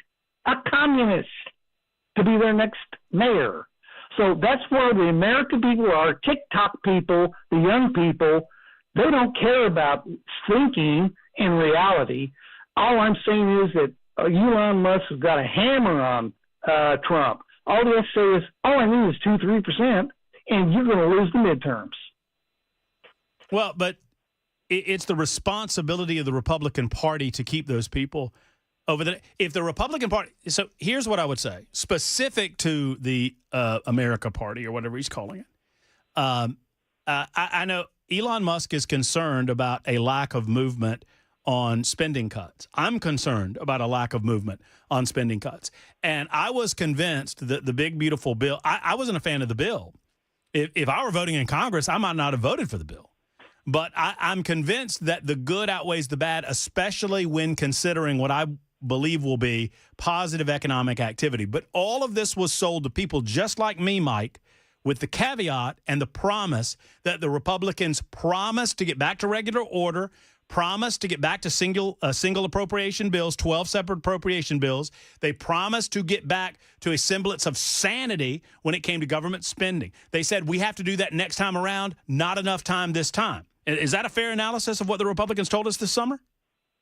I totally agree with you. All right, so hold on. 100%. So we're on page. So fair analysis. If they keep those promises, if they move the ball forward in that regard, if they separate the appropriations bills out, if they stop with this omnibus spending, if they get back to regular order, and if they cut the only thing Elon has created this political party to do is to suggest that the American future depends on stopping the spigot of fake money coming out of Washington, D.C. I agree with him in that regard. If the Republicans move toward that lack of deficit spending, if they move toward a balanced budget, then the people have no reason to vote for the American Party or the America Party or whatever it is. If the Republicans keep their word. I totally agree with that. If Donald Trump and Elon Musk bury the hatchet and push it forward that way, get a bigger majority next year in the midterms. Because, look, the Democrats now are trying to blame the Texas thing on Trump. The Democrats. That's gross. That's gross. I don't want to. I mean, we agree that's gross. Let me just finish the conversation by saying this. Okay. America was founded on freedom of association, in part. It has never been designed to be a strictly two-party system. And so while I understand the reality of the concerns that you have, Mike, I would also say that it is up to the GOP to earn every vote. And they can do so by cutting spending as they have promised to do. And if they do that, Elon's party is not going to get off the ground. And if they don't, they deserve everything they get. Want to make another bet? Tell me what, Mike. The GOP are just as corrupt as the Democrats, and right now. Well, then why the hell should I vote for them? Then why are you so worried about them winning elections? If you believe that, because they pushed this off again, Matt. They pushed it off again. Then they deserve. Then they deserve everything they get. They deserve everything they get.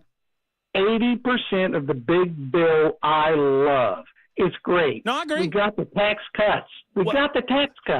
That's number one. I totally agree with that. I do too. Well, I'm talking numbers, and I'm talking a third party that only needs to steal 2-3%. Once again, the Congress only has a few seats in the majority, and the Senate only has one seat in the majority. Yeah, I know what the numbers. You don't have to tell me the numbers. I know what, Mike. You don't have to tell me the numbers, Mike. What was the purpose of Ross Perot's existence back in the day? He hated George Bush. Well, that sure, but what did he campaign on? Spending. Yep, spending. That's exactly right. Mike, thank you. I got to go. I got to run. No, I didn't. I don't mean to cut you loose, but I kept you for a long time. I think we got your point. I hope that you got mine. That in an effort to get budget hawks like me on board with the big, beautiful bill, the GOP made promises. They made promises to us, those of us who had major concerns about the BBB. They said, we're going to get to single-issue appropriation bills. We're going to get to a return to regular order in the next year. And what I hope is this perceived competition by Musk and this new political party will motivate them to keep those promises, will motivate them to fulfill those promises, will motivate them to do what DOGE was designed to do. And if they do keep those promises, the GOP will benefit. And if they don't, the GOP gets what it deserves. I just reiterate, I understand the reality of your concerns. But if the GOP does not fulfill their promises, or if they do, Elon's party will not get off the ground. And if they don't, we're doomed anyway. It's 23 after the hour on Supertalk.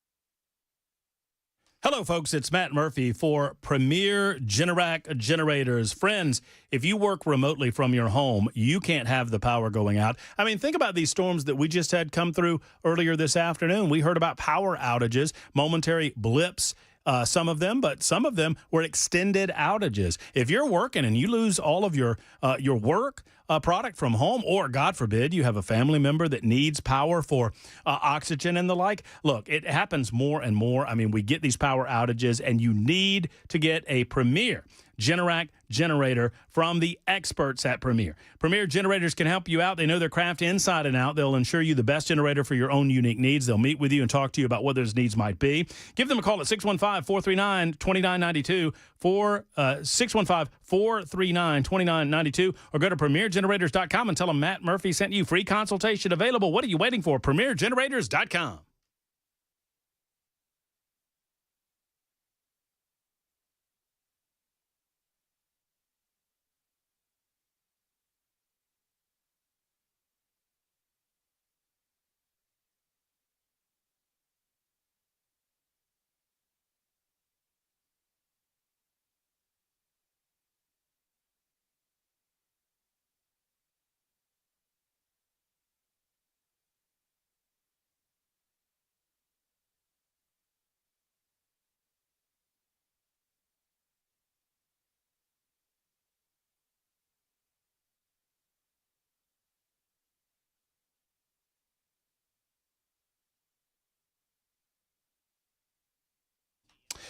Thank you, Ken Weaver. 27, almost 28 after the hour. Supertalk 99.7 WT. And Matt, let the man finish his statement. Quit talking over him. I thought I let him talk. I thought I was fair. I'll let him talk. Oh, it was pretty fair. What I can't abide is when people say things and then they say the same thing that they said before. We got to move along because there's a lot of people that want to talk, a lot of people listening to the show, a lot of people want to comment on the show. And so I do ask that you remain pithy, but it is not my objective to talk over people. I mean, we had a conversation. 1513 says you want to bet. No, whatever. I don't know what you're talking about. If you want to conduct I mean, I don't mean to be jerkish, but maybe it's that time of day. But I mean, it is what it is. I felt like I let Mike talk plenty, and he made his point. Ross Perot was a foil against George W. Bush in the 92 election. And Bill Clinton became president as a result. And the point is, if that a third party, I mean, Mike's point, which was crystal clear to anyone listening, certainly was to me, that if Elon Musk is serious, that he might mount challenges to vulnerable politicians in the midterms that would put them at risk for the Democrats, not the America Party, but the Democrats to take over those districts and win over the House and win over the Senate. That's already a risk that the Republicans have to take on anyway. Why? Because the political left and their minions in the mainstream media, they're already mischaracterizing the big, beautiful bill. And I think the Republicans are already behind the eight ball. And they're always going to be behind the eight ball as a result of the media being on the side of the political left. I mean, clearly this is the case. With the exceptions of, a couple of television networks and organizations or companies like ours that allow a more conservative or libertarian-minded point of view to be presented unabated on our airwaves, you've got largely leftist thought being presented to the American people in the form of ABC, CBS, NBC, hashtag Never CNN, and, of course, the MSNBCs of the world.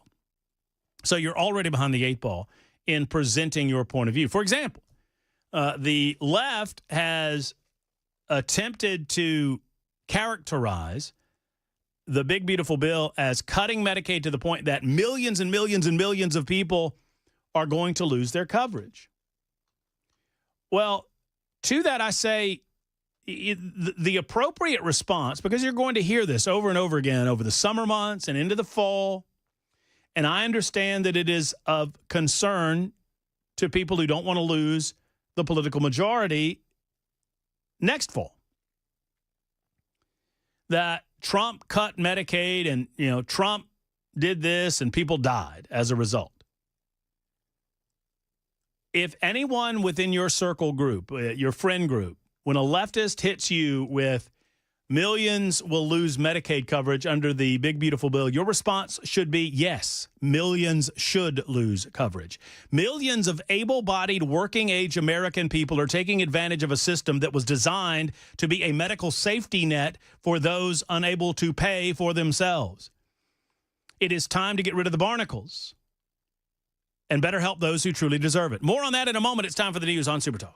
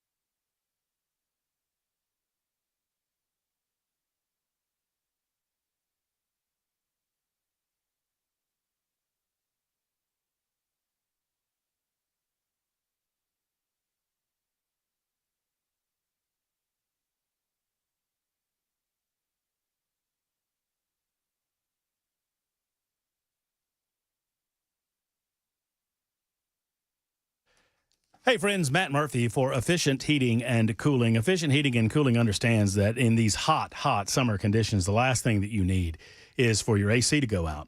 It can be hard to find someone that you trust when it comes to large home repairs, which includes heating and cooling. Efficient Heating and Cooling is a small company with big results in mind. They've got big service hearts, as they say. Jeff Eddy wants to help. He understands that you're on a budget, and he understands that you need to extend the life of that AC unit as long as you possibly can. And with that in mind, he's going to do that, just to that. Now, there comes a time when the life cycle of every AC goes out, and when Jeff tells you that time is now, then you know you can trust that Jeff is telling you the truth. You can also trust that he'll give you a recommendation, whether it's a Rheem, they're an Elite Pro partner with Rheem, or another unit. They can find you the right unit for you, and they can offer some financing for you if you are, in fact, on a budget, as we say. Efficient Heating and Cooling, they'll get you right. 615-784-4424, 615-784-4424, or efficienthvac.net.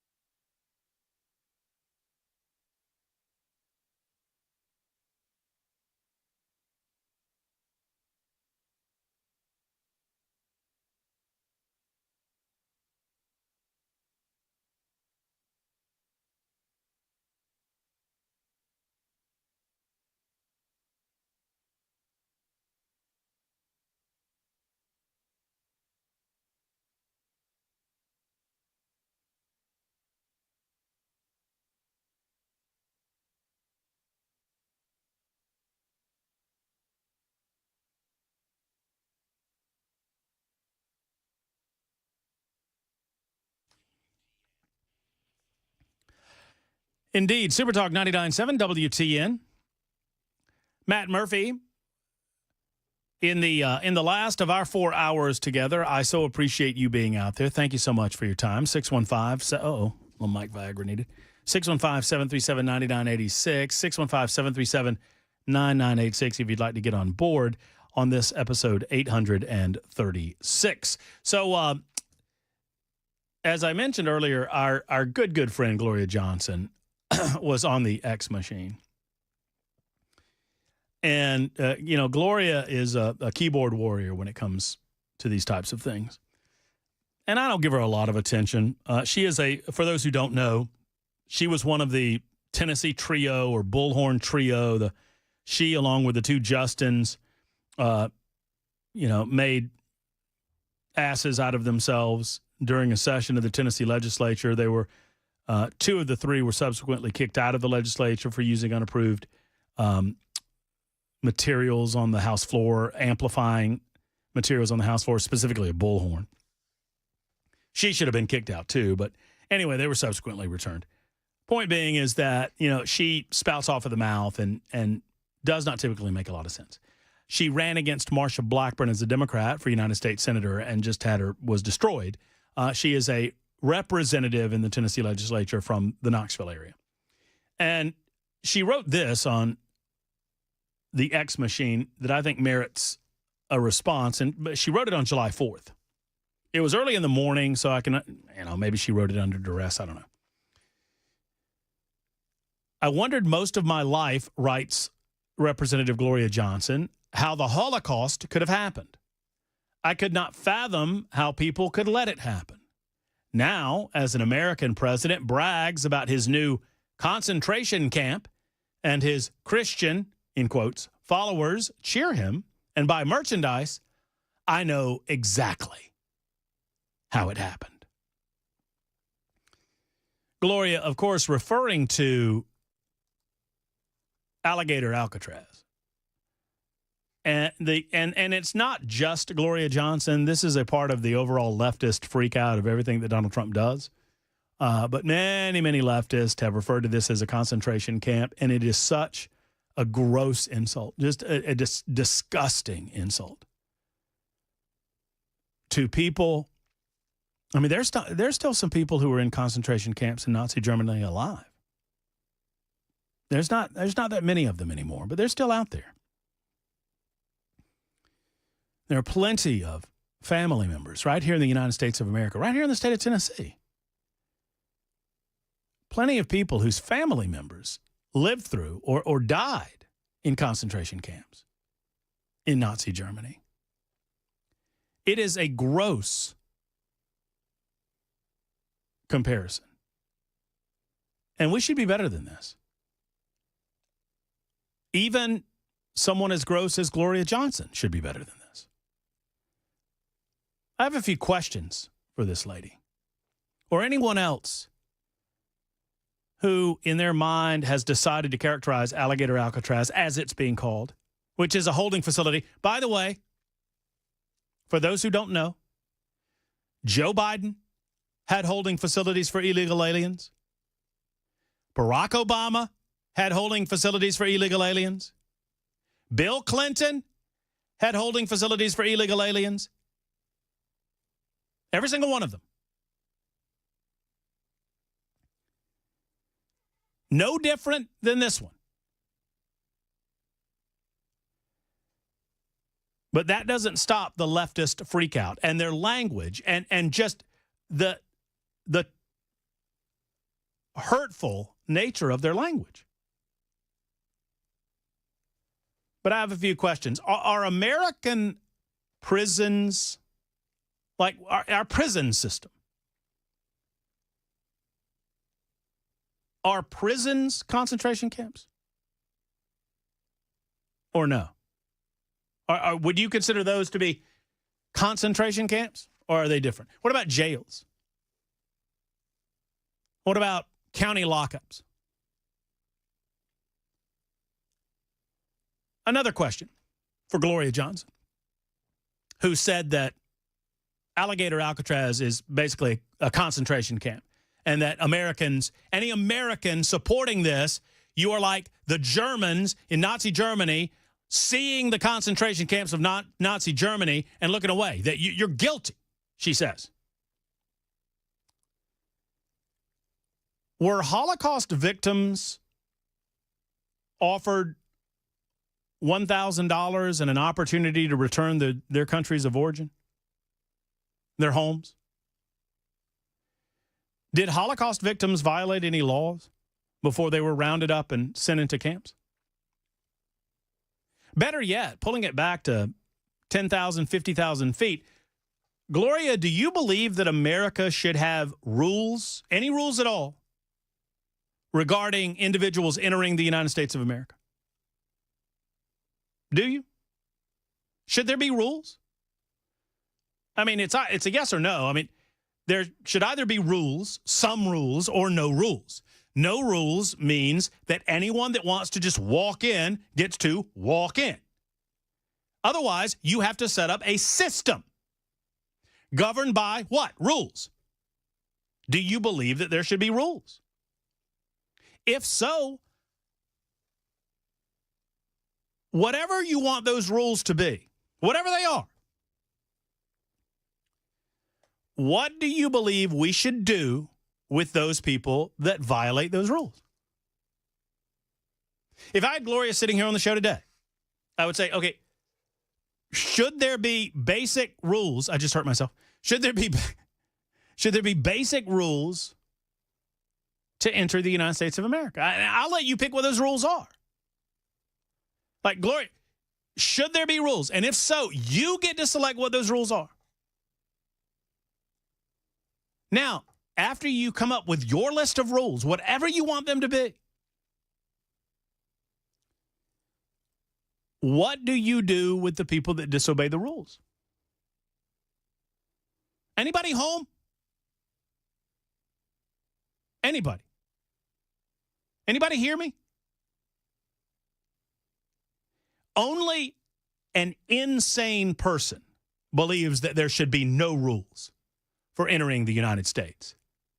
And whatever you think those rules should be, whether you're a leftist and you believe in open borders, or whether you're, a strict isolationist and you believe that nobody should be allowed in. The next question, what do you do to people that violate those rules? You don't let them in. If you let them in, the rules are meaningless to begin with. To Gloria, this comparison of holding facilities for those who have knowingly violated the rules of entering the United States of America. And sadly, many of them, and I feel bad for many of them, because sadly, many of them bought in to nonsense that Democrats told them. Oh, if you're just here long enough, if you keep your head down long enough, we'll get you the right to vote. We'll get you citizenship status. It'll be okay. Nobody will deport you. That's not what the rules say. That's not what the rules say at all. We either abide by the rule of law or we do not. So the very people that you claim to want to protect have been victimized by you. Victimized by you, Democrats, who sold them a lie. How reckless are you with your language when you suggest holding facilities or concentration camps? Tens of thousands of American lives have been directly harmed, crushed by crime initiated by illegal aliens in this country. Do you not care about those people at all? You know, leftists like Gloria, they chirp and they chirp at their dim supporters, and they score little points on social media platforms like X, and they think it's funny. It's not funny. It's not funny. People have died. People continue to die. And sadly, thousands, millions of lives have been upset because they believed you. The rule of law exists for a reason. You got a problem with it? Win elections. Change the law. Otherwise, shut up.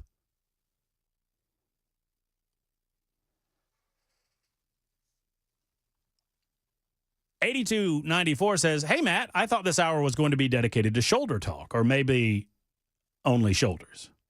That's funny. I was, but and nobody asked any questions. So, I can ask some questions in our last segment.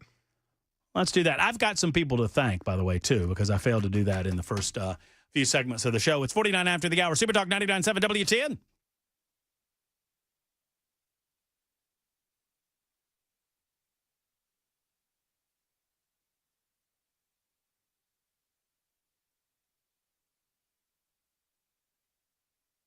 Satan knows Scripture better than some Christians, and for that reason should be respected because he has centuries of experience in deceiving and tempting people. Satan understands our human nature and our motivations. Satan has the power to plant thoughts in our minds if we allow it through ignorance. John 13:2, during supper, the devil having already put into the heart of Judas Iscariot, the son of Simon, to betray him, that being Jesus, Satan can possess non-believers as well. Luke 22:3, and Satan entered into Judas, who was called Iscariot, belonging to the number of the 12. Satan actually tries harder on Christians because Christians become his enemies when we accept Christ as our Savior. The best news, Christians share in Jesus' victory since he defeated Satan's power on the cross. John 16:33, these things I have spoken to you so that in me you may have peace. In the world you may have tribulation, but take courage. I have overcome the world. Scan to learn more.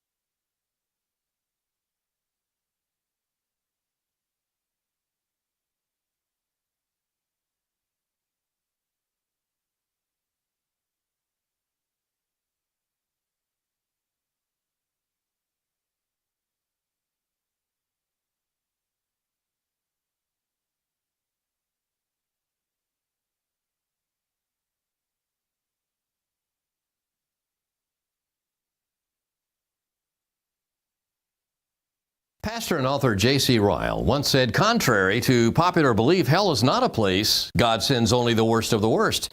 Hell is our default destination. What that means is we need someone to save us, or we stand before God condemned to hell.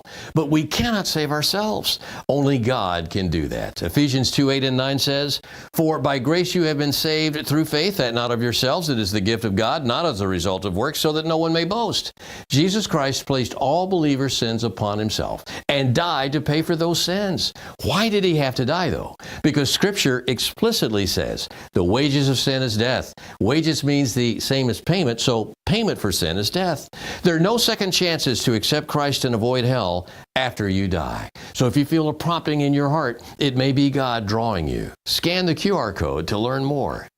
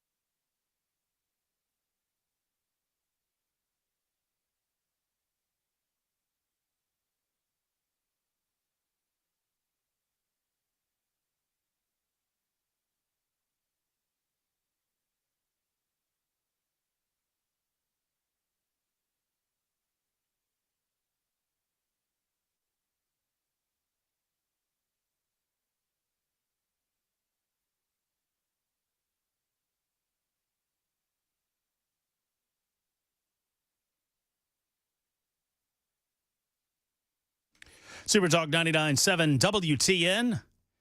Oh, so much more to do, so much more to say. I've got more to say about Elon Musk and the America Party.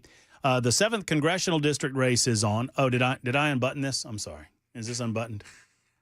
I was about to pay off. Well, it's time to pay off, so don't button it back up. It's time to pay off my my bet. So the 7th congressional district race is on with, I guess, Matt Van Epps is in, Jody Barrett's in, Jay Reedy.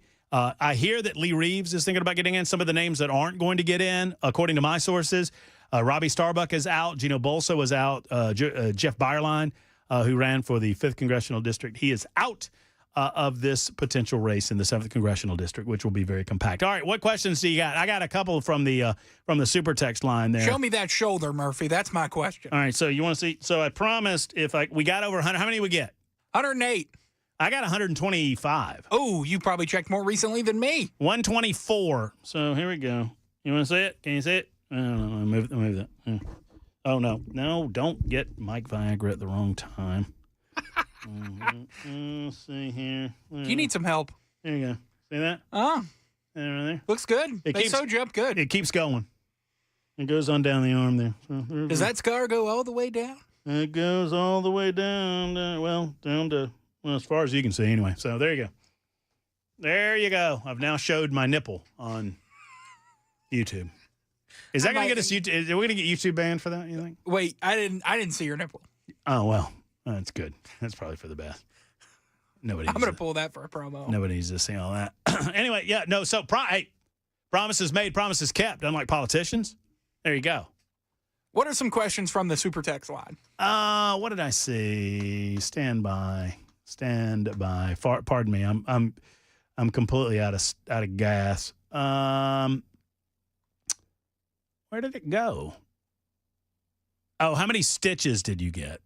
I don't know is the answer. You can't count them? I don't know. I've not counted them. Today was the first day. So they put this patch. They put some sort of, and they put a patch over you. They put a mesh over the stitches, and they put a patch over the mesh, and then you leave that on for the first 2 weeks. And this morning, I went back to the surgeon, and he took that off, and he said, the mesh looks good. Leave the mesh on. It'll fall off on its own. Don't mess with it. Don't try to pull it off.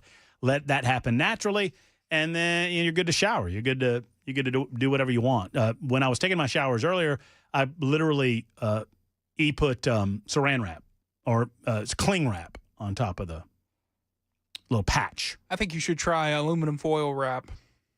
That's for my head, Jackson. That's for my head. That's to prevent the critters from getting inside of my noggin. That I'm going to have to wear that from now on when I tell secrets because my shoulder may or may not be Chinese. So how long was it before you were not, we know the surgery was 5.5 hours. How long until you were coherent? No, well, I mean, I think it was more like 5. So I got there at 11. Surgery probably started about a little after noon. And we left, I guess, as far as I remember, 6:30. Were you drugged out of your mind? Yeah, I vaguely remember putting my clothes on. I vaguely remember getting in the wheelchair. I vaguely remember getting home. I mean, but these are all vague recollections. My body was moving, but my brain was not. One other person asked, how much extra did they charge you for anesthesia? Yeah, anesthesia is charged by the hour. I mean, anesthesia is based on, sincerely, it's based on the amount of time that you're out. And that's the only thing I don't know what is costing me yet. They haven't sent you the bill for that yet? They sent me the bill, but, I'm fully co-paid up, so I feel pretty good. Will the Chinese Communist Party be paying part of your anesthesia bill? Matt showing his tickle bitties on YouTube. The tickle bitties are about to get smaller. Part of the genesis behind doing the surgery was because I was trying to do upper body work to get rid of the tickle bitties, and I couldn't do it because of the left shoulder. I couldn't. Having some trouble. So Jackson and I are going to get in the gym together. You in? Let's go, baby. Let's do it, brother. Come on. Ziploc press and seal. Well, that's exactly what we used. Sally wants to know, are you getting a tattoo on your scar? I think. I mean, it seems right. Do a little something around there. I just need to take a picture of it and figure out suggestion. You should put get a bullet exit wound on the back of your shoulder. That way it looks like you were injured. It's like, why do you come up with such a good idea? I want to hate you. And yet you come up with really good. That's a really good idea. Exit wound on the back. It would look tough. And then when you see the scar on the front, then show off the back. Love it. All right. I love each and every one of you except from Bob at Tim's Ford Lake. Until next time, tomorrow at 3 o'clock. Hug your loved ones. So long, everybody.